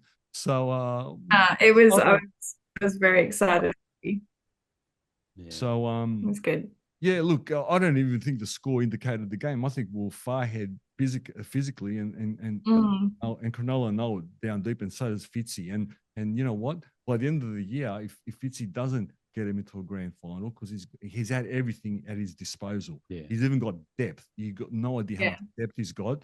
I think Artie's call for is Fitzy the man for the job might be right. He's in 4th year, and fourth year. Yeah, he's 4th, I think. Third. Third, is it? Third. Okay, I thought it was his 4th. Anyway, still. So I'm really happy, and we can talk about little incidents in the game, like that last minute try in the first half, which obviously wasn't a try by the letter of the law. When Molitalo went, wasn't Molitalo, it was our winger. Anyway, went down the sideline, and Cherry sort of pulled back. Molitalo pulled back the center, but it was a try for mine. We split them. So, and when they came back on the field, they knew that they'd split them, and they just disallowed that try on a technicality. So it all snowballed. Now, Reid Marnie is Reid Marnie. You know what? I like Reid Marnie if he can control his niggleness, because every team needs a niggler. If he can control it, and he had this year. He's exactly what the Dogs of War back then would have and need. So I'm excited to see them playing again, and I'm excited to see when Burton, Carraz, and Kickout come back with a bit of a strike, more strike in our team. So I'm excited, T. I'm excited. It is exciting. The boys were super confused because they're like, I don't like the Sharks, but never was a Doggies fan either. And then they're like, who do we go for? And I'm like, well, Uncle George goes for the Bulldogs, so go for the Bulldogs. And then because Meg has a English Bulldog, so now I think it's like Panama favorite team. And I was like, we're not going to go that far, but when they're playing, not playing against Broncos. But yeah, it was good. It was a decent game. It's very happy for you. It's awesome. And we had this conversation last week, like, because it was at Sharks Stadium, because you guys have always said the Sharks have played well there. Always. They always It play. was probably a hard, yeah, yeah. But yeah, no, they'll have a good season, I reckon. This is actually Fitzy's fourth year. 22 he started. Fourth Oh, this is fourth year. Fourth year, yeah. Thought so. With this game, no Burton, no kick-out, no win at Shark Park since 2011. No worries. No Bulldogs worries. won. I love that. Only undefeated team in the comp at the moment, and the best NRL team in the comp at the moment. No one's undefeated. So very Yeah, I lost my train of thought there for a second, but it was a great performance. And they're certainly setting the benchmark at the moment for this season. I mean, obviously they're undefeated, but like you said, to go to Shark Park and do what they're doing, awesome. Yeah, it is good. Mm. But yeah, it was a very impressive win by the Bulldogs. We saw the shortest sin bin in history. We saw what's his name get sin bin in the last second, and I don't know what that was for. Oh yeah. Did you see what happened after 47. that? The media made a biggest beat up. So what happened as he was walking off, Andrew Fafita, the old Cronulla great, and him had a bit of a chat before he went in the dressing sheds, and I think it came out that there was some scuffle or something going on between them. And all that happened was Andrew Fafita goes, "Where you going, man? Stay out here for the boys." That's all he said to him. But the way it was translated by the media, it was like something bad happened with Satili and that. There's nothing in it. It was just a friendly bit of a chat between the two boys. But the media just jumped onto it and tried to make it something that it wasn't. They always do. They always do, eh? It's just crazy. Buzz? But, yeah, I don't know who it was. But, yeah, Dogs were just amazing, man. Dogs are just good. Look, Sharks did lose to Kale Iro and Big loss. Talakai. Both got injured. But see how it got a bit fiery, though, after that Marnie incident? Everyone wanted to kill each other. But see, when they really took them off their game. It was smart. When it that was happened, I knew the game was over. Yeah, you knew it was over. That's what they do. That's the idea of grind. That's the real essential idea of grind. And Nickel saw it for 6-7 years. I'll say it once, I'll say it again. Canterbury back in the 80s, with the personnel they had, there is no way in God's wonder they could beat that Parramatta team. There's no way. If it wasn't for grind, if it wasn't for upsetting them, there's no way they could beat Parramatta. No one could beat Parramatta when they were on. You know what I mean? Yeah. But because of that walk system of grind, that's the only way we could compete against. You know what I mean? So who got the points for this one? The 3 points went to this guy that's been outstanding. Is Jacob Preston for the Bulldogs. He was really, really good on the weekend. Bailey Hayward, the number 6, was very, very good. Missing Burton, having this young kid come in, mate, didn't disappoint. He's been great in both games. These are great points you're winning with these two guys out too. Like, to have that up in your bag. When they come back, you're going to be in a good position. And last 1 point went to Cameron McInnes. He finished the game with 60 tackles. Efficiency of 93.75%, man, over 75 minutes. The guy's a machine. The guy tackles everything. Can I ask a question? 60 tackles. Young Jacob Preston's, can he be or do you think he will be in the conversation for Origin? I think he should be. I think he definitely should be. Yeah. If the team's picked on form and not last names, which they've done in the past, I think he has to be. Thank you for that, because I think he should be in the. I'm not saying he should get picked. I'm saying he should be in the conversation. Definitely be in the conversation, and with Cam Murray in that out, there's going to be some spots available. Okay, I just find it interesting what you guys thought, because when I saw him play, I thought, like you, he was the best player in the team, and I think he'll suit the Origin arena. Yeah, he's a tough bugger, but again, when you look at the two back rowers that they had last year, you can't push them out, but at least in the conversation, maybe in extended squad. Yeah. Anyway, off we go. Let's get on to the next game and get everything done with. What's the next? Well, you know what? I actually rang you because I was like, he needs an SOS call. And how was I? How was I? Well, you would cheer that because I booked my flight to Sydney on the phone call. There So, you That's it. See, it's you did that on purpose. See, yeah. that's Yes. it. So Brookvale, Sunday afternoon. Sea Eagles 26, Parramatta Eagles 12. Um, for me, very disheartening as an Eagles fan. Um, Manly did what they had to do. They were there to be taken, to be honest, by any team who would have turned up. But the score flattered Parra because they scored right on the buzzer as well. So yeah, it was. And Manly's first try again, he just ran over the fullback. That's a 9 times out of 10 you put him into touch with that tackle. So um, maybe if you had some more experience on the field, they would have done better. I don't know. Maybe. Look, I did see effort. Parramatta, I saw effort from Parramatta. Maybe I didn't see organisation. Mind you, I did see some organisation, but I saw effort. Did you see anything from Dylan Brown? Not much. He had one or two some runs, and I guess defensive was solid. I saw more from Hawkins actually than Dylan. Yeah.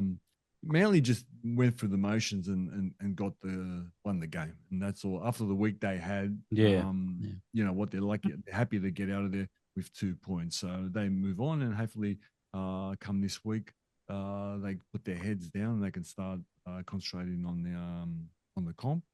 But Parramatta, what can we say? We said that they might have a tough year this year, and that's how it's proven to be. Nico highlighted some players which should be in the first grade squad, and I think we all agree with him. This particular team here, like I said, I can see effort. I see them trying. I see but they're just, some of them are either too young, some of them are not first graders, but the effort is there. The effort is definitely 100% there. I don't agree. You don't think they're trying hard? 4 tries. Not hard enough. Yeah. Not hard enough. I think they're trying. I mean, there's not much more you can ask. You know, I mean, if someone tries their hardest and get beaten, well, I can't ask too much more. Well, if that's them trying their hardest, then they're not first grade standard. Well, that's what I indicated. Some of them are young guys. Some of them maybe are fringe first graders and developing to be first graders. I mean, there's not much I can say about them because I think Manly was playing with their food for 79 minutes, basically. Yeah. I agree. Dolphins are at the bottom too, right? And I said to Nick repeatedly, it's the 4th round. Like you said before, George, anything can happen. Yeah, the 4th round. Like I'd hate for something to happen to Teddy and Hines, but anything can happen, you know. But yeah, it's rough. But everyone has. Tan knows me well enough. Tan knows me well enough to pick the right time to cheer me up. Because I was throwing things around the room. That's why he's not that unhappy now. Because I'm going to be there this weekend. Yeah, manipulation. and T said it, Nicola. I mean, it's a very small sample size at the moment. By the end of the year, we have a conversation. Look, I'll tell you what I told her. Pig's ass. All right, it's 0-4. We're going to be 0-6 come Easter. No, all right. I'm going on Saturday, Nick. You're guaranteed. Don't worry. It's in the bag.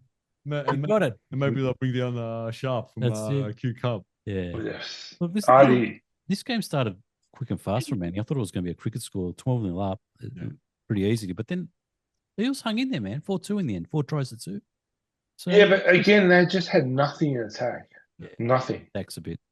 But that's Mitch Moses is missing, man. Look at Penrith. Their attack isn't as good without him. So it's a big loss. Take Jerome Hughes out of Melbourne.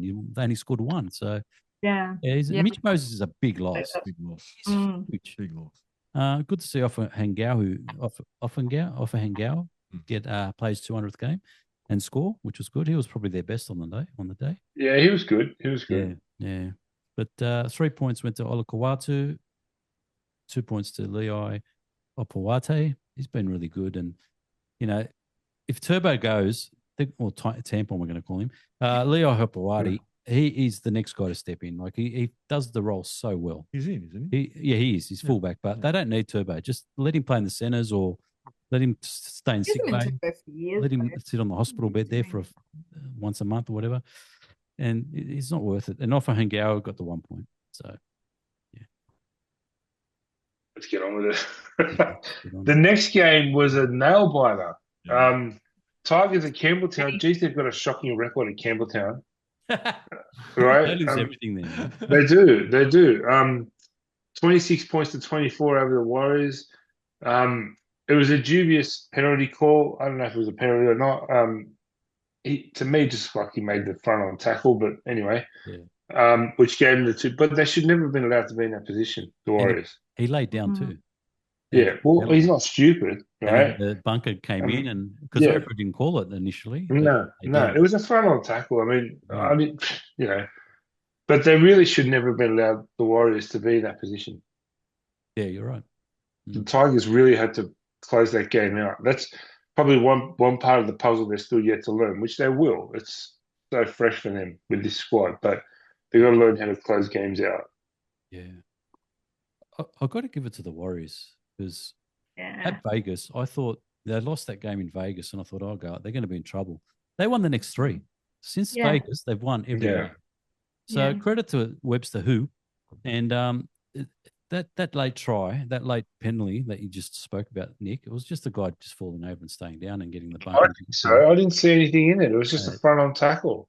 Yeah, exactly. And Tigers didn't look like they were troubled in at that stage. They were winning 24-18. I thought that's it. They're going to close it in, and they just couldn't. And you'd expect Luai in that to get a field goal or something, but Warriors just had one sniff and they scored. Yeah. Wade Egan's been They scored a great. Who was it? The Warriors scored a great individual try. Yes, Pompey. Who was that? Pompey. No, it was that the center. Yeah, that was I think the winger was the center. Pompey. Was it Pompey? Yeah, he ran through, did a few. He was fantastic, and Wade Egan. He's been really good this year, and he's probably the third best hooker in New South Wales behind Appy and Robson. Don't you think? Don't you think, George? I do. Wade Egan? I do think so, and I do think so. I think from Vegas to now, they've done a complete 360. Not only they've done a complete 360, I think Webster, or they trained one way in the off season, and then when he worked out at Vegas, the system was not going to work. I think he's completely changed everything. I think he's completely changed everything. How they're playing. And now they're playing more direct and more flat, and they've got some great players. Gee, they've got some good kids. I didn't think Metcalf was that good, but there you go. He's controlling the game. You got to love the poet. Yeah, he's been playing good. How good is he? How's the poet? The poet's going well. And these forwards keep on rolling, but I thought they were going to lose. And I was texting T, and we said it was probably the best game of the round. Yes. I think the most entertaining game by far. I think it was, T. I think it was the most entertaining game. Absolutely. Well, it was funny because everyone was blowing up it because I tipped the Warriors. Yeah. And everyone else, even the kids, not that they know the tip, but we're like, who's going to win? Mm-hmm. And they were just teasing me every time the Tigers scored a try. And I was like, you wait, Mikey, you just wait. Because Tigers, they're feeling that confidence, right, after a few wins. And then we don't really notice much about the Warriors like we do, but they're not in Australia. Like, you know what I mean? Like, we kind of, like, they're not as involved, right? But, when they won, I was like, oh, what's the score, guys? So there's a big, it was 5-1 in my place. Just a funny side note, George, after the Bulldogs won, Tanya said to me, I'm so happy for George's dad. And I said, he's actually a Tigers supporter, not Bulldog. I said, George, and then I was like, shit, you're Tigers for the Tigers. I was like, oh, well, it would have been a fun game for him anyway. Did he enjoy it? It did look like the Tigers were going to win. It looked like your bet was a forlorn hope there, Tanya, at one stage. They just kept on rolling through their sets, and they're looking really good. This Terrell May, he's grown another leg. Yeah, he's grown another leg. I can't believe he played 79 minutes, and his numbers are off the chart. We talk about Lockie, and we're not sure, but we added 2 tries, and one of those tries went on the right hand side there where he drew and passed. Yeah. And you're gonna say he just drew and passed it, but he drew and passed. He did it. The others weren't doing it. So far, I didn't like him. I didn't like him last year. Guess what? He's one of the premium back rows in the game now. Yeah. And they just get, and when Royce Hunt comes on, he does change the game. Yeah. And Jerome is just like a conductor in an orchestra, just waving his wand around, making sure that everybody's getting the quality pill that they want. I think that they missed that winger. Skeleton, was it? Skeleton? Yeah, Skeleton. I think they really missed him coming out of bad ball. But all of them, I think they played well. Look, I they lost, but nothing to be ashamed of. They can build off this loss. Yeah.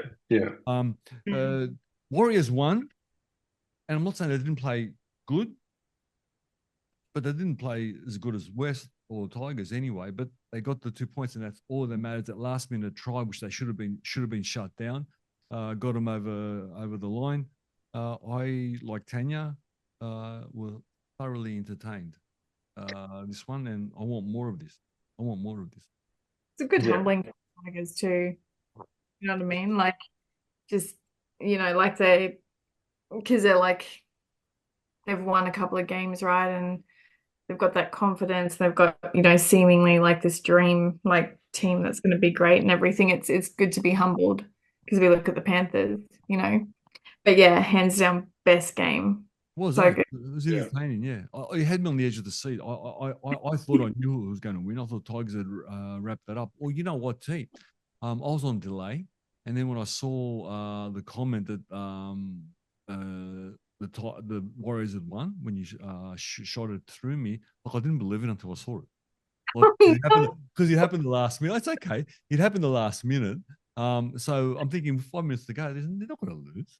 I'm going to ring Dad straight away. You know what I mean? And they lost at the last minute. So there was. So I've got to take this moment to take a quick shot while I can. Round one, Vegas. Yeah. I had a nap, and I messaged Tan, and I said, "Hey, I'm starting the game half an hour late." And she responds with, "Oh, here's the score. So and so's gone off." Blah, blah. I said that so you wouldn't tell me all of that, right? Well, I'm actually just pleased you watched majority of the games this round, because last week you only watched Ricky Stewart's press conference. Well, I was in Melbourne. I was otherwise. If you can watch footy at weddings and I funerals, wasn't no. West have got a formula now, and they've stuck to this formula, and I think it has evolved. I don't think it was planned. And when the silver comes on, the team actually lifts. You notice that, Artie? When the silver comes on, it lifts, and it's happened from the first game. So I think it's something that has evolved, but it's working for them. And like I say, things like I say things I don't like it, but it works. Yeah. So if it works, keep on doing it. Exactly. I enjoyed the game, and the Warriors got away with it. And I'm not sure how good the Warriors are. We'll find out in weeks and months to come. Give us the 3-2-1s, Artie. 3-2-1. Wade Egan got the 3 points for the Warriors. 2 points went to Jareem Buller. He played really well at the back, bringing the ball, and Terrell May got 1 point. So I think, did Wade Egan get man of the match? Wade Egan. Yeah. He did? He was so good. He was so good. He got 3. Yeah. I don't know. I don't know. No, I mean, actual. He was so good. He was fantastic. And the Newcastle Knights had the bye. Yeah. What was your best game of the round, guys? Just before we that one. That was the most entertaining one for me. Entertaining. Yeah. I don't know about the best game, but it was the most entertaining one. The one I enjoyed because I'm a purist. I like the Dogs one. Not because of the Dogs, because I just like grind. But entertainment, undoubtedly, today's one. What about Bludger? We've got a Bludger. I thought Eels Manly. Yeah, I thought the Cowboys one was worse. Eels and Cowboys. It's Artie. Crystal ball. Sure. Before I go there, let me just give you our tips. So for this round, we got Tanya. 6 out of 8. You smashed us. Go, Tanya. Nick came second with 5. George got 4 and I got 3. So at the moment, with the standings are Tanya and George equal first on 21. Nick on 18 and me on 16. So there you go. That's our update. Crystal ball. So our first game of the round 5, will be in Canberra. Finally, Canberra get home. Both coming off losses, Raiders and the Sharks. Raiders have won 4 of the last 5, and Sharks have scored over 100 points in their last 3 games against the Raiders. Now, with the Sharks, we've got Iro and Talakai out. And Hirotti's come in at centre for Hazelton to replace them. So they're the 2 replacements. Morgan Smithies is in for the Raiders. So interesting game, this one. We've got Ethan Strange-Fogarty match up against Braden Trindle-Hines. I think that's going to determine the winner, those 2 halves. Who's going to win out of that? Who do you want for that one? Nico? This is a tough one, but I'm going to lean on the Sharks. You going on Sharks? Yeah. What about you, Tanya? Raiders, for sure. Raiders? Mm. Okay, George? You know what? I think Weeks he's lost his confidence and he's playing terrible. When you see those kicks go up, Sharks are going to go down to Canberra and win after what they went through for themselves to know and to confirm to themselves that they're a top 4 team with a chance. Because Ricky, he's going to pull every trick there. He's going to slow the ruck down. He's going to fight. He's going to, scratum, grab all the other things they're going to do. So they've got to get out of this good Sharks. Okay, so you got the Sharks. I'm going to go with Nick's bet. I'm going to go the Raiders. Wow. Because I went with the Sharks. Oh, did you go Sharks? Sure. Who went Yeah, with the Raiders? yeah. No one went with the Raiders. Tanya. He's a big fan. Oh, sorry. Yeah, I got it Yeah. mixed up. I got home and away mixed She's up. got Yep. She's got Ricky, a picture of Ricky on right next to JT's. Well, next to it. Yeah, Yeah, that's it. see, Right. She did. I tore it off the last time I was there. She just hasn't seen it yet. There you go. So me and Tanya are going Raiders. George and Nick are going the Sharks. Friday night we start at CommBank. It's the Panthers up against the Cowboys. Can the Panthers finally win a game away from Vegas? Is it confirmed that Cleary's back?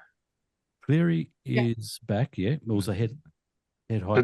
But obviously Toto's out now Yeah, Toto for a month. and Sorensen are out. Cleary's back. McLean's moved onto the wing for Toto's spot.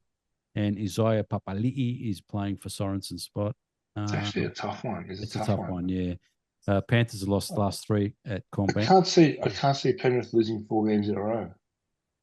Yeah, I know. I've got to tip them. Cowboys have got actually a good record. They've actually won 3 of the last 5 against the Panthers, and the Panthers have lost 3 against in the 4 Cowboys games. have only at won CommBank, so- one this year, though. And yeah, I'm going Panthers for that one. Panthers? Mm. Okay. But Isaiah Yeo plays his 250th game too. Big landmark. Wow. Mm.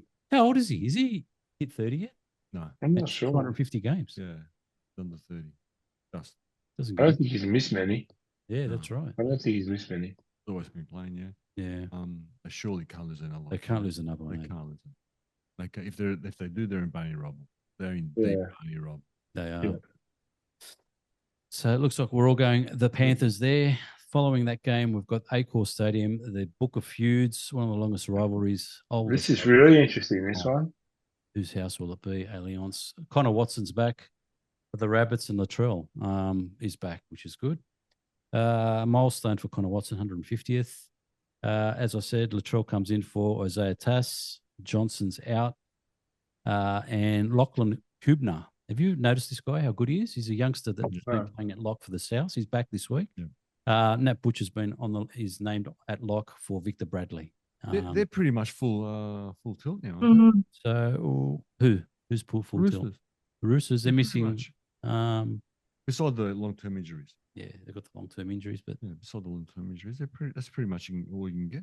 yeah, it's a tough one. There you go, Nick. I'm going South. Yeah, same. You know what they've got to the stage where there's too many mistakes or they're habitual now. They're habits. Mm. The mistakes they're making are more habits than just made mistakes. I don't trust Chad. You know how much I like Chad? I don't trust Chad. I just don't trust Chad anymore. And with Latrell back, he wants to make a statement. And the Dally M leader with Jye Gray, give me South. Yeah, Mm. I tend to lean towards. What's Roosters' home ground called? Allianz. In the city. Okay. It's in the city. Yeah, okay. And then Rabbitohs, are they playing at home? Rabbitohs are behind me in Homebush. Oh, Homebush. Yeah, but they're playing in Allianz, aren't they? Yeah, they're playing Allianz. Allianz. Are they playing it? No, Allianz. they're playing at Acor. Acor. Yeah. They're playing at Acor. Oh, sorry. Yeah, it is Oh, too. It's shit. at Acor. Yeah. Whose ground is that That's normally?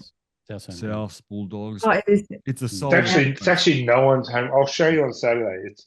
It's the big stadium in Homebush where the grand finals are. Tanya, it's a soulless place. If there's not over 60,000 people, the soulless place. Yeah.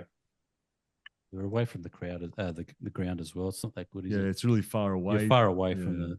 Oh, very nice. It's not like Suncorp. You're right over them at Suncorp. Or when you're going to go on Saturday, you're right over them. It's a little. Yeah. When you go on Saturday, it's a little mini Suncorp. You can't throw marble. You can't throw marbles at the players at Homebush. They're too far away. Yeah. But we can on Saturday though. Yes. Yeah, Saturday, yeah. it's like It'll be the going- fans. We'll actually be having lunch right near this stadium, so I'll show you on Saturday. But yeah, Okay. it's a dump. Yeah. Yeah, I can rabbits for that one for sure. So we're all going the Rabbitohs for that one. On Saturday at 3 p.m, we all know it's the Eels up against the Dragons. Royals picked the Eels over Saints because they weren't good enough, the Saints. Lomax took a pay cut to go to the Eels. And King Gutho got kicked out of Eels because he's not good enough, so he went to Saints. That's salt getting rubbed into the wounds there. Us Saints fans are very motivated for this game, and you watch, we're going to get disappointed because the Eels will knock us off. Well, I'm tipping the Dragons. Don't. I won't come down. You need to tip the Eels. I'm tipping the Dragons. All right, I'm cancelling my ticket. Oh, no, you're not. I'm tipping the Dragons. Come down and change something. So Walker's playing. Oh, he's interchange. So Yeah, I'm going Eels. The Eels have scored 118 points in the last 3 games against Saints. So you just love playing against us, man. So I reckon that will continue. And Dragons have lost 4 of the last 5. These are the biggest hoodoo. So the Eels have got everything going. Joey Lussick is out, and they've got the young kid playing for him now. So that's a good. I think the young kid's better than Lussick. So that's he's awesome, Riley Smith. He's been Riley so Smith. good. Yeah. Yeah. So he's been named. And Dylan Walker. Hey, what'd you say? Gonna change your tip? No. I'm going for the consolation win. You know, where you lose your tip, but you get the win. I'd love that. Well, Dylan Walker's is playing for you guys. as well. Yeah. Yeah. So It's not groundbreaking, but No, it's your bad juju. This is what's happening. We are all very supportive of the Eels, very kind during the rounds when we're talking about it. we'll see on Saturday. Saints are losing Emre Goulet, and Blake Laurie's come in for him. Oh, no. No. Oh, no. And you know what's interesting about this, George? The halves, Elias versus Hawkins. Oh, Both South Juniors. Yeah. They were both together last year. Yeah, it's interesting. They actually played and won a Reggie's competition together. They were the halves for that team. And they were competing against each other for that halfback spot. Yes, when they were in Souths. Yeah. Yeah. Look at that. Who are you thinking, George? Actually? Well, 'Cause you're- after last week, I'll tell you what St George did. They've got to back it up with another victory. Now, how they get this victory doesn't matter. They got to get another 2 points. I don't think it's going to be a blowout of a score. No. Nor do I think, because it's the Parramatta Stadium. Nor do I think Parramatta's going to come out and lie down. So it'll be a better game than we all think. Because I'm sure all the commentary I've heard around this game is St George 13 plus. I don't believe it. Gutho will have a point to prove as well. Well, that as well. Oh yeah. So would Lomax. But Hmm. The Dragons and Eels have this rivalry. Is this like a George Lomax? Sorry, Tanya. George Lomax took a pay cut to leave the Dragons. That's all. yeah, but Gutho was kicked out. And he's going home to the Gutho was kicked out. Yeah, but doesn't stadium he was kicked out of. So doesn't he want to play against his old team? Well, I don't. To be honest with you, I don't think Lomax can play any better than what he has been. But there's another Royals classic for you. He's defending in one position and attacking in the other. So that's got to work really well, especially when you're playing next to a guy who's debuting like he did last week. Yeah. There's a master stroke for you. Anyway, I think it's going to be closer than we all think. But again, after what George close only counts in horseshoes and hand grenades. That's the one. Hand grenades, I like that. Tell you what, as a Saints, it's hard watching Lomax in that Parra jersey. I'll bring you a Broncos jersey. I hope you're not talking to me. Tanya, did you say you're going for that? Yeah. Yep. Okay, so 3 Dragons, 1 Eel. After that game at 5:30, we've got the Titans up against the Dolphins. This win will give the Titans the best start since 2016, which is very good. I got them on this one. The Titans? Yeah, I'm going Gold Coast. Yep. Zarko needs 1 goal to get his 400th NRL goal, which is pretty exciting for Zarko. Sam Verrills, the hooker's out. He's replaced by Chad Randall. And Isaac Fayemiasolava, whatever, the guy, Big Tino's son, he's out. Brother is out. And he's been replaced by Jermaine Jolliffe. For the Dolphins, Tom Gilbert is out. And Max Clath moves to lock. Connolly Leimelu is back in for them. So who's your tip for that one?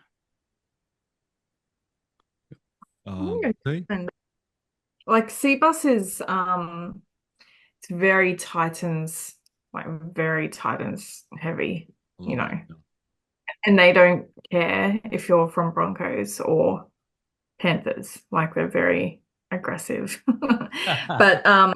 But Dolphins have a lot of love, I think, you know.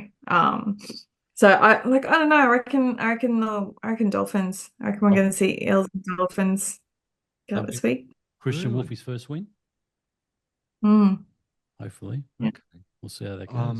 Yeah, I just think the Gold Coast. I can't see them losing. Yeah. Let's see, Bus. Yeah, I don't know. They're on a bit of a roll.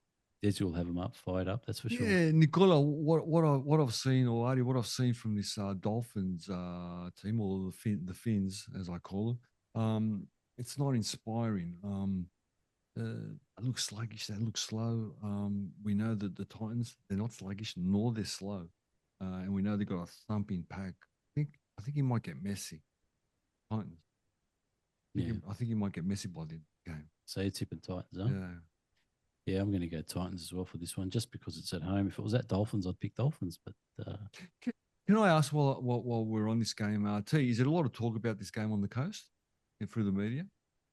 Not really. Like there is and there isn't. Like I think, like, you know, because there's only 4 teams, we're kind of like, well, either one that wins is good. Yeah. But the Titans are very avid supporters, you know. So like there's a hype about it and stuff, but I think because Dolphins, like, they'll either go, like, we don't get to see them much, right? Or their games are played in weird times, like it's not as consistent as everyone else's. So I think it's just exciting to see them anyway. And you know, they've got a lot of love for like Toa and Osaka and that on the Gold Coast too. So it's so good. Like the Seabus Stadium is awesome. Train station's right there, the pub's right there. Right. Like easy to park. It is, no matter where you sit, it's decent. It's just a really good stadium too. So I don't know. I think there's not heaps to talk about it. Like I think, yeah, everyone's usually torn when it's two Queensland teams. But I would feel that Dolphins would be going quite hard to train for this, you know. And the Sarko's been getting better and the guys been getting a little bit, you know, more organised. Yeah. So, yeah. Excited for it. To finalise the Saturday night Super Saturday, we've got the Broncos up against the West Tigers. Big test for the Tigers. It's a pity Luai is out. Otherwise, it'd be a cracker. Yeah. Tigers have only won 2 the last 8 at Suncorp. Broncos love scoring against them. Jordan Ricky's out. Suspension. Brendan Piakura comes in to replace him. And Jerome Luai is replaced by Latu Fainu. He's 19. Yeah. Adam Dewey, who pulled out last minute for a hemi, has been named. Whether he starts or not, I don't know. But I'm looking forward to Carrigan and Haas up against Terrell May and Poulet, because both those 2 young gun forwards are going really well, and this is going to be the biggest test, playing these 2. So who's your tip? Tanya? Anytime. Me. You know it's going to be Broncos. I know. What I'd ask. Tanya goes the Broncos. Nico? Oh, I mean, Broncos at home, Tigers without Luai. I mean, you know, the system ain't perfect, but the fleas come with a dog, right? Yeah. If the Tigers win this one, I'll be crazier than a dog in a hubcap factory. Yeah. The Broncos all the way. Broncos all the way. It'd be interesting to see two 35-year-olders versus two 19-year-olders. One in the start of their career, and two obviously back into their. You're talking about the halves? Yeah, Hunt the two and halves. Reynolds up against who's the other halves? Fainu and Galvin. Oh yeah, wow. Yeah, so that's going to be a very good battle. Huh? Yeah, and how this West Pack can handle the Broncos pack is going to be intriguing. Also, Buller up against Reece Walsh, running the ball back from the deep. Yeah, both one more established than the other, but yeah, Buller looks the goods. But I'm interested in how the West Pack's going to handle this Bronco pack, and again what they're going to do after the Payne Haas run. I'll be looking at that very clearly, but I don't see any other way. Broncos will win, and it might get a bit messy too. Yeah, Broncos will win well. Hope they can. I hope not, but they got so much firepower, so much fire. Their reserve is ridiculous, so she's around a bit. Now we move on to Sunday, the last final two games, the Battle of Brookie. How many games have Manly played at home? I know, right? Yeah. What are they doing? They're at home again. Yeah. I think they front loaded in the back end. They don't get many home games. Surely it'd have to work out that way, right? Yeah. Don't have to work. Saints had the same. Their first three games are at home. They played at Cogger and win. They haven't played away yet. They had one bye and three. Okay. So they're doing the same with Manly. I don't know why, but it's crazy, this draw. Yeah, it's ridiculous. Yeah, Seagulls have won 3 of the last 4 against the Storm, so they're a bit of a hoodoo to the Storm. I'm going to tip the Storm. Obviously, Turbo's out, right? Manly, they weren't tested last week. They will be this week. I'll go Melbourne. No. Storm haven't won at 4 points since 2020, so I don't know what that means. Whether they haven't played. I'll tell you what it means, Artie. I'll tell you what it means. Stats are like bikinis. They show you a lot, but you can't see everything. Yeah. Don't worry about what's happened in the past. Really start writing Hallmark cards, because this is just gold tonight. What? Start writing Hallmark cards. I never go off, people like historically, blah, blah, blah. Like when the bell goes, when the whistle blows, none of that matters. I'm going Storm. You're going Storm? Tommy Turbo and Alawai's out for the Manly, and you've got Leo Opawadi playing at fullback or thing, and you've got Nathan Brown starting at prop.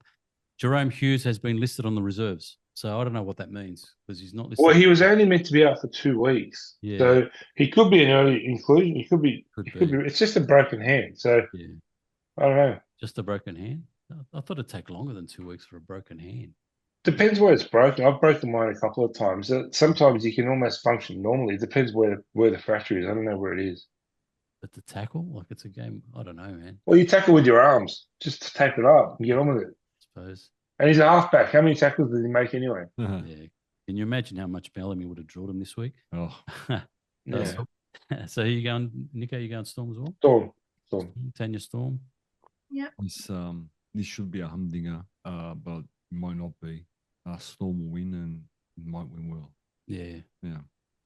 With all the stuff going with DCE, I think there's a bit of a cloud there. That's what I'm thinking. The Storm might have it. Plus, Storm lost last week, so Bellamy won't want to lose too. Storm doesn't win. And that emotion that Manly played on, it will be gone this week. It peaked on Sunday. It won't be there again this Sunday.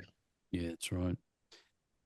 Final game, Bulldogs up against the Knights, who had the bye last week. Can the Dogs make it 5 from 5? Every time I watch this game, I always remember when it was Masri kicked that kick from the sideline in the win, and Johns was just looking at it going like that. Yeah. George, where were we that day?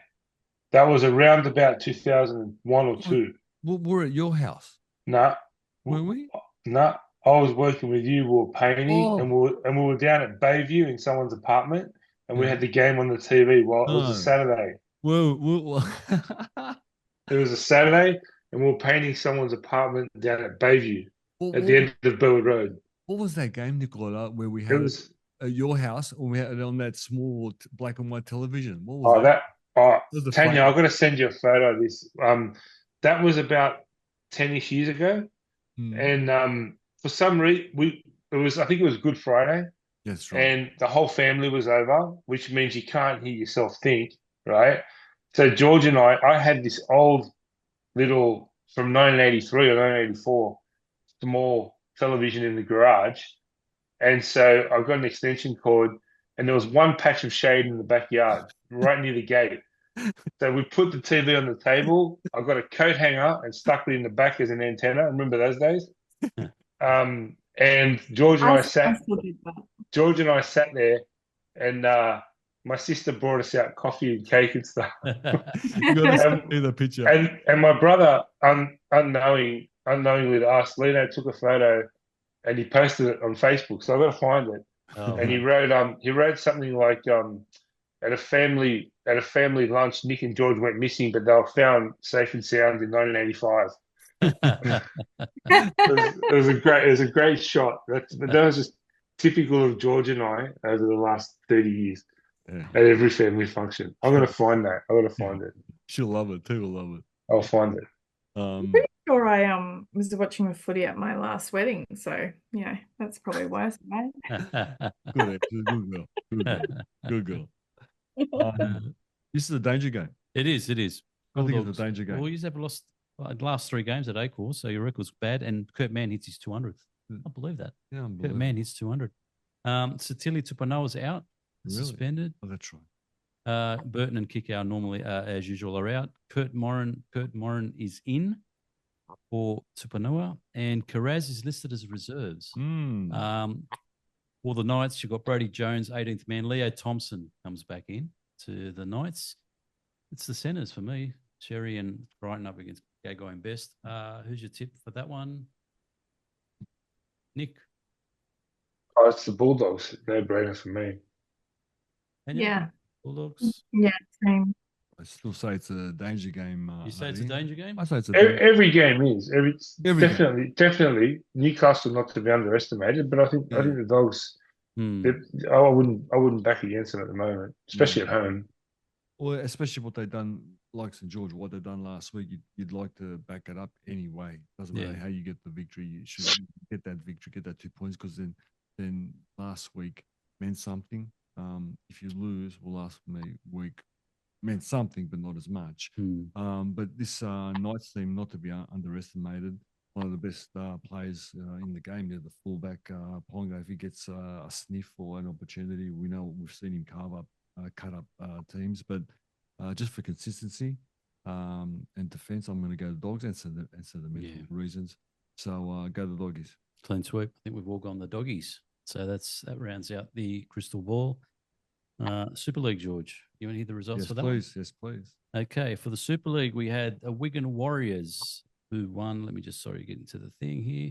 You got Wigan Warriors 54, Salford Devils 0. The Huddersfield Giants got 4, Hull Kingston Rovers 50. Yeah. This is a good one. Catalan Dragons 13, St Helens 14. Now, at halftime, Catalan was winning 12-10. Yeah. Then St Helens got a penalty goal to make it 12-all. And then field goal was kicked in by Tommy Lomax. Yeah. A minute later, 60 seconds later, Luke Keary kicks a field goal, 13-all. And 12-all. And then it became 13-all. And then it became 14-13 a minute later with Johnny Lomax again. So it ended up 14-13, close game. How was it, George? You would have seen that one. Yeah, it was fun. It was actually a good game. Let me tell you, Luke Keary is absolutely braining them. Oh, yeah, for sure. I knew Luke Keary is braining them. And Pangai Jr., he looks like Arthur Beetson. He's popping everything. Yeah. You know? Christian Saylor scored 2 as well. Christian Saylor scored 2 tries really quickly, and that kid should not be in England. He should come back to Sydney because he'll lose. He'll just lose his grief if he just keeps. Why wasn't he playing last round? Because Felt's out for 3 months. Which is it 3 months? Is it? Yeah. Is it Achilles? No, it was hand, I think, or foot. Hand, is it? Yeah. Yeah. But yeah, that's because the week before it was shocking. Yeah. And I know that Taylor wasn't on either. Saints are not the team that we once once new. They need a halfback. They desperately need a good halfback. Mhm. It was just exciting. But they love their field goals in England. Yeah. They'll pop them from anywhere and everywhere. Exactly, Nicola, it's a field goal to phone. Yeah. It was fun, but it was fun. Lee Leopards, the team with the ugliest jerseys in the world, 14. Wakefield Trinity, 40. Yeah. Warrington Wolves, 16. Leeds Rhinos, Brad Arthur's team, 14. Mhm. Wolves scored in the 73rd to Yeah. win it. Yeah. And the Castleford Tigers, 14. Hull FC, 24. The ladder looks like this. You've got, who is it? Hull Kingston Rovers on 12. Hull FC on 9. And then you've got Wigan, St Helens and Warrington on 8. Yeah. Next week, we have the Challenge Cup quarterfinals. So no Super League games on next week. No Super League games. And can I say the boil over was the team's pod, the team with the ugliest jerseys in the world. Man. Yeah. They started the year like a house on fire. Then they played Wakefield Trinity, which was in second division last year, which are going decent. They got no Australians. I think they got no Australians. And they've put 40 on the Lee Leopards. 40 to 14. They put 40 to 14, so that was a boil over and a half. So they're all Englishmen. They're no Aussies. Aussies, yeah. They're all just a bunch of English guys giving it a real hot go. Now, I don't know how long it'll last for, but at the moment, you got to beat them. Yeah. You got to beat them, yeah. And Lee Leopards have got Tessie New, Lachlan Lamb, Isaac Liu, and David Armstrong. They're a good team. Knights. Last year, you killed it at the Knights. Good team. So it's a shock result, that one. Yeah. Who does Maureen Hargreaves play for? Is it Wigan? Catalan. No, Hull. Oh, is it Hull? Hull, yeah. Hull. How's he going over there? They're coming first. Ali just at the table. That his team is leading the. Is he actually playing, or is he getting He's suspended? actually playing. He's playing right now. And he's popping because the tackling is not as effective as it is here. All the games are based on D, so based on attack in England, and he's really good. They do take him off for long periods of time because of his age, I'd say. But when he's on, he creates ruck speed and he creates impact. And they've got an Australian coach, Willie Pete. So they're another team that plays similar-ish to NRL team. You know what I mean? There's about 3 or 4 of them who play sort of NRL style, and the rest play a sort of an expansive English style, but still good to watch. Yeah, but he's doing okay, RT. You think the Catalan Dragons will be doing better because they've got Nick Corrick, Luke Keary, Pangai Jr., Elliot White, Tarek Sims, Bailey Sirenen. You know what? Catalans freak me out when you look at the list and the way they play, because they play different again, because they play a French way. They don't play NRL way. They don't wrestle. The ball just flies. Okay. The forwards are just big, mean Frenchmen but they fatigue quickly. Who just try to be out physical, and then some of the French backs, they try to play really fancy and chip and chase, and they just hand the ball over in really bad positions. Okay. That's how they get into trouble. Yeah. Luke tries really hard to get him on the straight and narrow, but just somehow it seems like he's in the middle of muck. You know what I mean? He's in the middle of chip and chasers. You know what I mean? So I feel for Luke, but it's still good to watch. Catalan's still good to watch. Yeah. I've still been trying to find that photo, George. I'm gonna have to look tomorrow. You'll find it. Yeah. It's over to you, Georgie. For tidbits, yeah. Look, I'm very very quickly, because I haven't got any songs this week. I just got a few questions for the gang, and we'll go around the ground and see what they think. Now it's it's a very small sample size, but can we start thinking about having Ciro in terms of what he's done the last 3 years? Could he be the next super coach? Too early to call, George. I think I'm throwing it up there. What I like about what I've seen so far is you had coaches like Webster and Fitzgibbon, and you had some of these guys jump out of the blocks. They had a great season, and everyone was raving about him and all that. Whereas Ciro took the long, slow, methodical approach, and you're starting to see it now. I think he's definitely a long-termer. Very similar to Ivan Cleary. I mean, everyone forgets how long he coached for before he had any success. Yeah. You know, I think it's like what George said. I mean, yeah, they've certainly got some superstar players in their team, but even when some of them are missing, he's bringing them together. It's too early to tell, but I agree with that. I agree with that. I think that the what do you call it? It's there. Like there's something there for sure. Yeah, definitely. Yeah. There's something there, like Nick says. Yeah. But as a super coach, it's a bit of a hard big call. Well, it'll take. I mean, we'll take that. There's a long way to go. If he does something with the Dogs the next 5 years. What do you call a super coach, though? What to get to that status? What's a super coach? Well, you got to win a few premierships, don't you? A few. Yeah. Yeah. So Maguire's not there yet. Flanagan's not there yet. No. Well, one premiership doesn't make you a super coach. I know. So one super coaches that we've got now, there's only 3. So it's there's 3. There's 3. Robbo is on the borderline. I'd throw Robbo in ahead of the others. He's won back to back. That's right. Yes. So yeah. But it's funny how when we say super coach, no one still goes to Cleary. They still go to Bennett and Bellamy. Cleary's super coach to me. For me, four back to back. I mean, Bennett, yeah. 5 back. Yeah, Cleary 5 back to back grand finals. Yeah. When you ask me super coach, my first thought is Bennett. Of course. Out there, and then all those come. Then what about Jack Gibson? Absolutely. I know it's a different era, but he was the same decade that Bennett came in. So he was the original. He's the OG actually.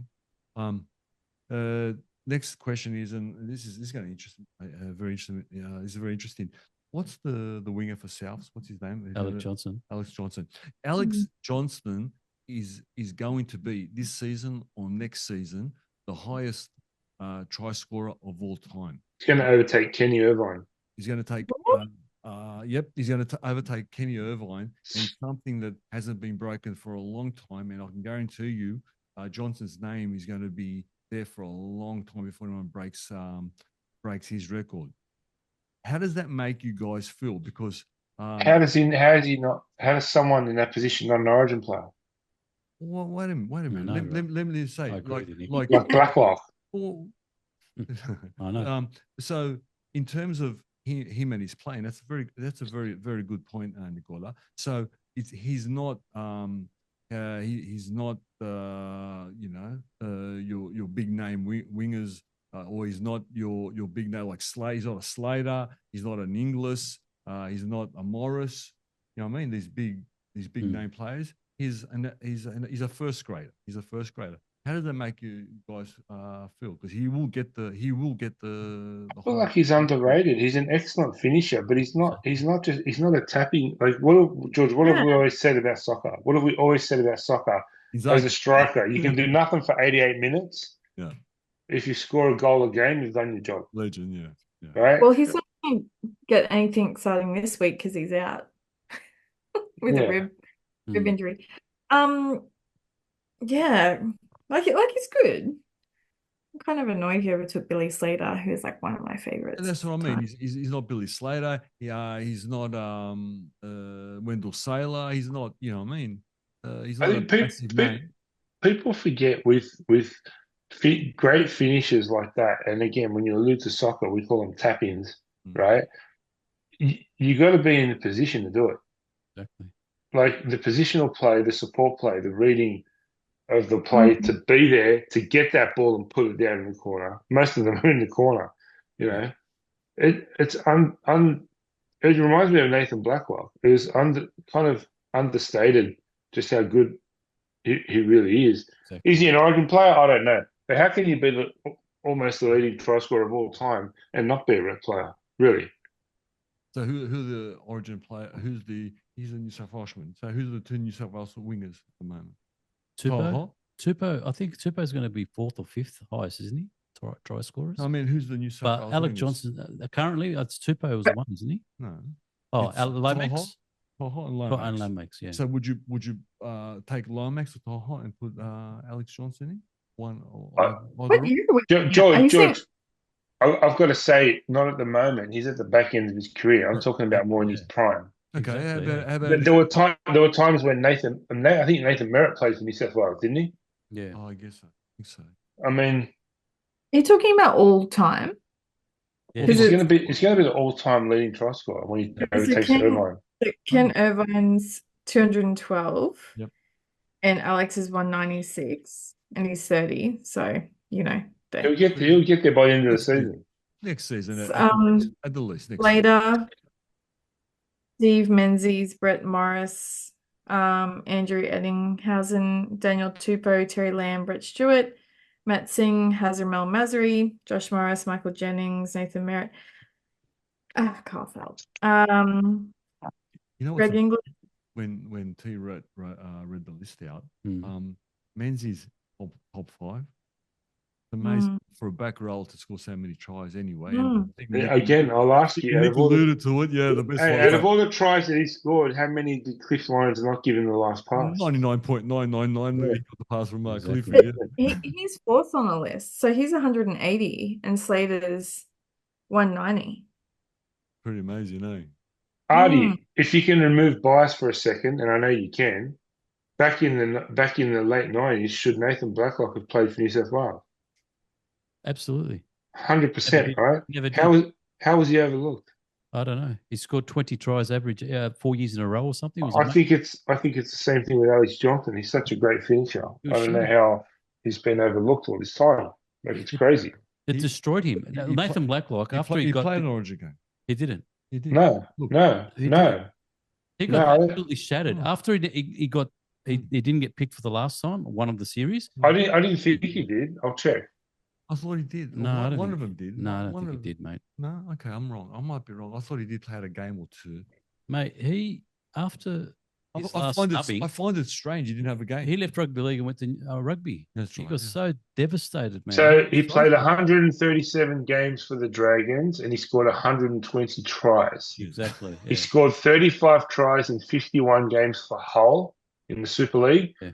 Wow. He played for New South Wales country and 2 games for Australia, scoring 2 tries, but never played Origin.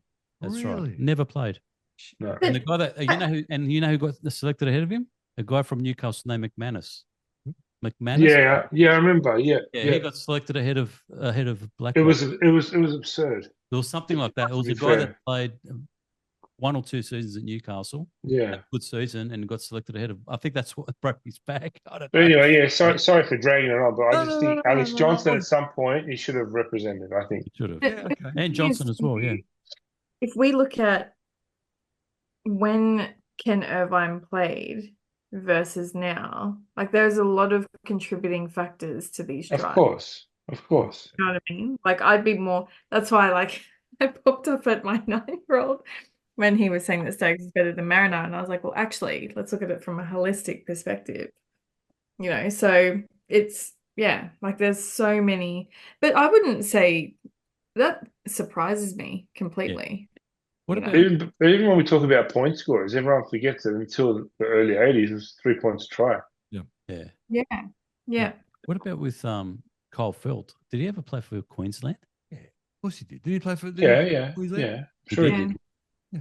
Oh, he's 17. I thought he was in the same boat. No, but I think if Johnson was a Queenslander, do you think he would have got picked for Queensland? Do you think it was just unlucky because it was New South Welshman? Yeah. What's your thoughts on that? Do you think he would have got a Guernsey in Queensland? Probably. And also it's the years that they played. Like some of these guys played a lot. Like Ken Irvine played for like 15 years. Oh, did he? Yeah. Whereas Alex it's his 10th year, 11th year. And one season, I think 2 seasons, he scored 30 tries. That's what really Was put it? him in Like, Tom Pierre scored every try last year as well. I don't know. All of them at South? Is all his career been at South? Yeah, he's a one. Yeah. One How many club man. games? How many tries? How many games? How many games he played, T? He played. But yeah, I feel sorry for him. But I'm glad. That's awesome. I'm glad that he's getting. I'm just. It's a prolific finisher. It says more about the New South Wales selection process than about Alex Johnson. Yeah, because you're missing out on Blacklock and Johnson, and then you got players that have played 1 season or something and never heard of them again, taking their spot. It's just crazy, man. So he was also the 2nd-time all-top try scorer for the Australian national team with 33, 2 behind Darren Lockyer. His great speed is legendary, regarded one of Australia's greatest ever winger, being named in the list. How many games did he play? For 2 seasons. Are you talking about Irvine? Yeah. Oh, Yeah, right. let's No, not. Let's not. I mean, let's not forget that he really wasn't the star of his family. That's yeah. His son played hooker for Parramatta in the 90s for about 5 minutes. Danny Irvine, remember that? Danny Irvine. Yeah, Yeah, okay. about 5.5 minutes. Yeah, He had a good 5 minutes, but that 5 minutes. yeah, a good 5 minutes. Outstanding anyway. Yeah, a good five I minutes. thought I might throw that up, but yeah. I think I got it up wiki now. Let me just have a look. Yeah, so I'm having like T, 36. 228 games, 196 tries. Yeah. There you go. 128 games. Wow. How's that for a strike record? Strike rate. Fantastic. It's phenomenal. Wow. Gee. Wow. Better than some soccer strikers, huh? Played for Indigenous All Stars. Played for Australia. One game, 2015. Okay. Well, there you go. There you go. So look, I want him to break the record because it's a big thing. It's going to be a big Oh, I think he will. Barring serious injury, he will. Well, what if he didn't get those 2 injuries back to back and he's injured again as TC? Well, he'll be playing outside Latrell now when he comes back. He will be. He actually came back last week and got injured. He Oh, I scored. know. Yeah, but he scored. In case to show, he's on the field for 5 minutes and he'll find a try. Yeah. He That's scored. phenomenal. Yeah, he scored. Mate, He as scored. long as Cody's there, he'll be scoring. Yeah, Because yeah. he's on the good side. He's on the Yeah, left hand side. He's on the exactly. good side. And that's me. Nicola. And I want to know if T's going to give us next week again a player in review. I will. Oh yeah, because do you want me to do it fortnightly? Because that'll be Whatever good. you want to do it. Have you got today? Yeah, I do. Oh, good. Let's do. This is Yeah. today's. Well, we have been talking about him pretty much the whole time, Jye Gray. So the story of Jye Gray, and I apologize in advance. He was born in Liverpool, but he, under the state of origin rules, he actually falls under Queensland, which I'm very happy about. Which the state of origin rules Like are, we'll England. take whoever we can. Yeah, like Greg Inglis. Like, so Well, Liverpool, sorry, T, he ain't Sydney, or you're talking about England? No, Sydney. So he was born literally in our backyard, next to George, me and George. Yeah, Oh, but he mate. moved to the Gold Coast before 13. So Yeah. Still 13. yeah, It's the cutoff. but Yeah. he played for Park Sharks and Seagulls. But I watched his first game, which was round 6 last year, I think. What was it? Just looking. Oh no, yeah, it was round 6. So his mum flew down, obviously from Queensland to watch, and I remember, and he was so timid, right? But so exciting. And I think his style, if Manny progresses, like I said before, like Manny's super strong, but he's like shorter for his age. And I remember just seeing her face when she was watching him, and I like his first game, right? Then he scored his first try, obviously, 10 rounds later. And now he's top of Dally M in his second year. He's the top 14 points. Yeah. And I think, and we talk about it like all the time, right? How old is Like just I think he is 21. So born Liverpool Gold Coast, Liverpool, New South Wales, raised on the Gold Coast, played junior rugby league for Parkwood Sharks, which I think they actually closed now, that footy, a few years ago, and then Runaway Seagulls, and attended TSS. So TSS is the boys. He would either have gotten, what's either affluent or you get a league scholarship going there. He was initially signed by the Broncos, but he was also pursued by the Reds before committing to the league. So he represented Queensland City under-17s, scoring twice, joined South Logan, where everyone, like all the good guys, come from there. And he earned the Mal Meninga Cup Player of the Year award as well in 2021. So obviously he signed in 2022 with the Rabbitohs, but he began his season in 2024. And it's just been nice. I think I even, one of the first potties I ever went on with you guys, we were talking about the Rabbitohs game, and obviously I spoke about him, and I didn't think he would be as good as he is now. Do you know what I mean? Like he's like he doesn't care, you know. Wait for the next 12 to 18 months to see how good he is. Yeah. He's just going to get better. When's he off contract? Oh, I don't know. He's probably going to be the next $1 million player. Well, he would deserve it, right? Like he's like, you know, like even I think like with the games, his mum will like usually come down for majority of the games, and he's just not involved in anything. Like, you know, he would have like he's just solid, and the way that he's just built up his strength and his strategy, just absolutely amazing. But also very happy that he can qualify for Queensland. Sorry, guys. They all do. He never played for the Finns? No, I thought he No. came from the Finns. Yeah. no. But The Liverpool Finns. Maybe Liverpool but Dolphins. he's 14 points. So he literally skipped Ponga. Ponga's at 12. And yeah, he's 14 points, and then Payne Haas is under him. It'd be interesting seeing him up against Tedesco this weekend. You know, I was thinking about that. Oh, that's great. Look, so he's been outstanding.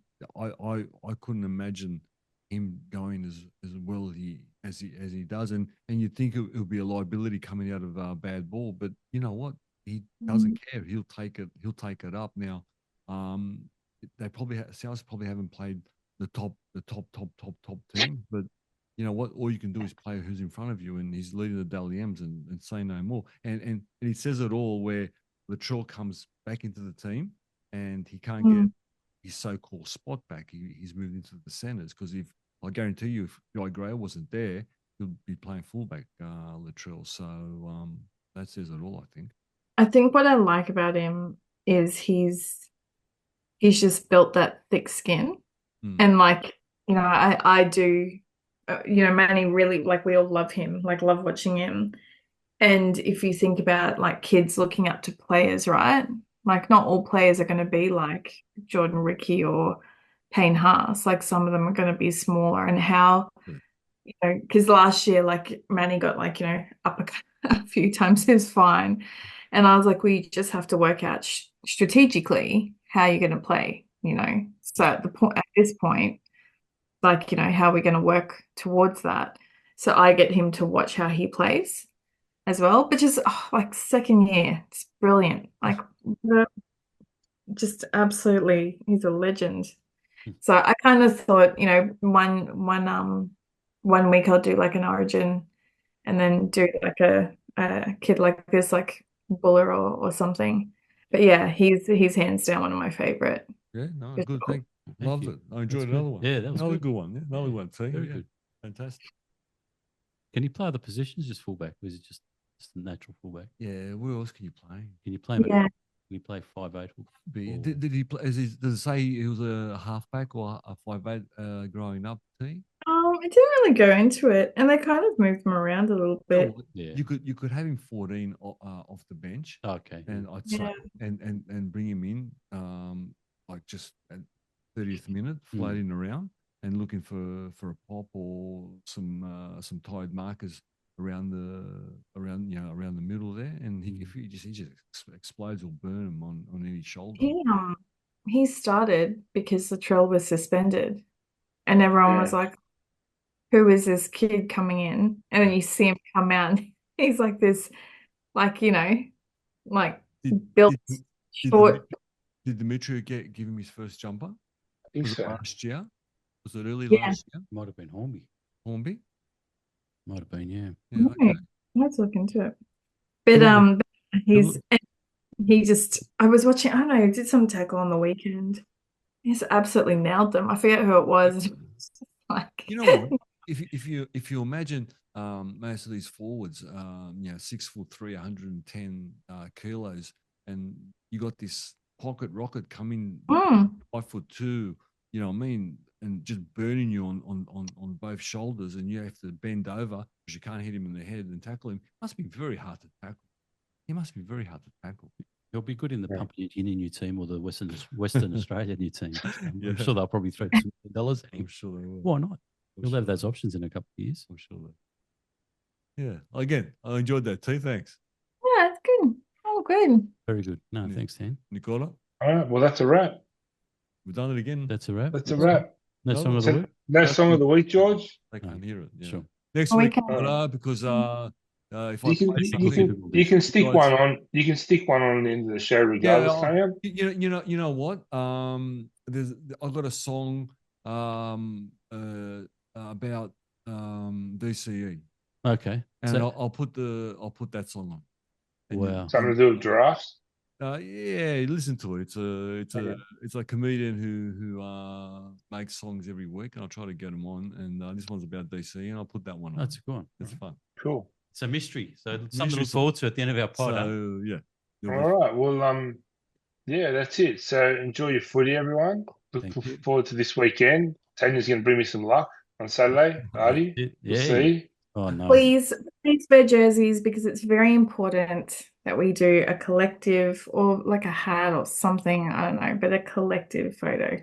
I forget my jersey. Oh, no. Artie. It's bad luck, though. I don't want to lose. We do need to get some photos together. Yeah, we'll be Yeah. right. We'll be Yeah, right. we'll do it. No worries. Should be good. I'm so All right. excited for you guys. But yeah, thanks. That was Looking awesome. forward to Yeah. All right. Well, have a great week, everyone. Enjoy the footy, and we'll see you all next week. No Happy- problem. happy See you Rugby then. League. Happy Rugby League. Happy Rugby League. Good Bye-bye. night. Bye.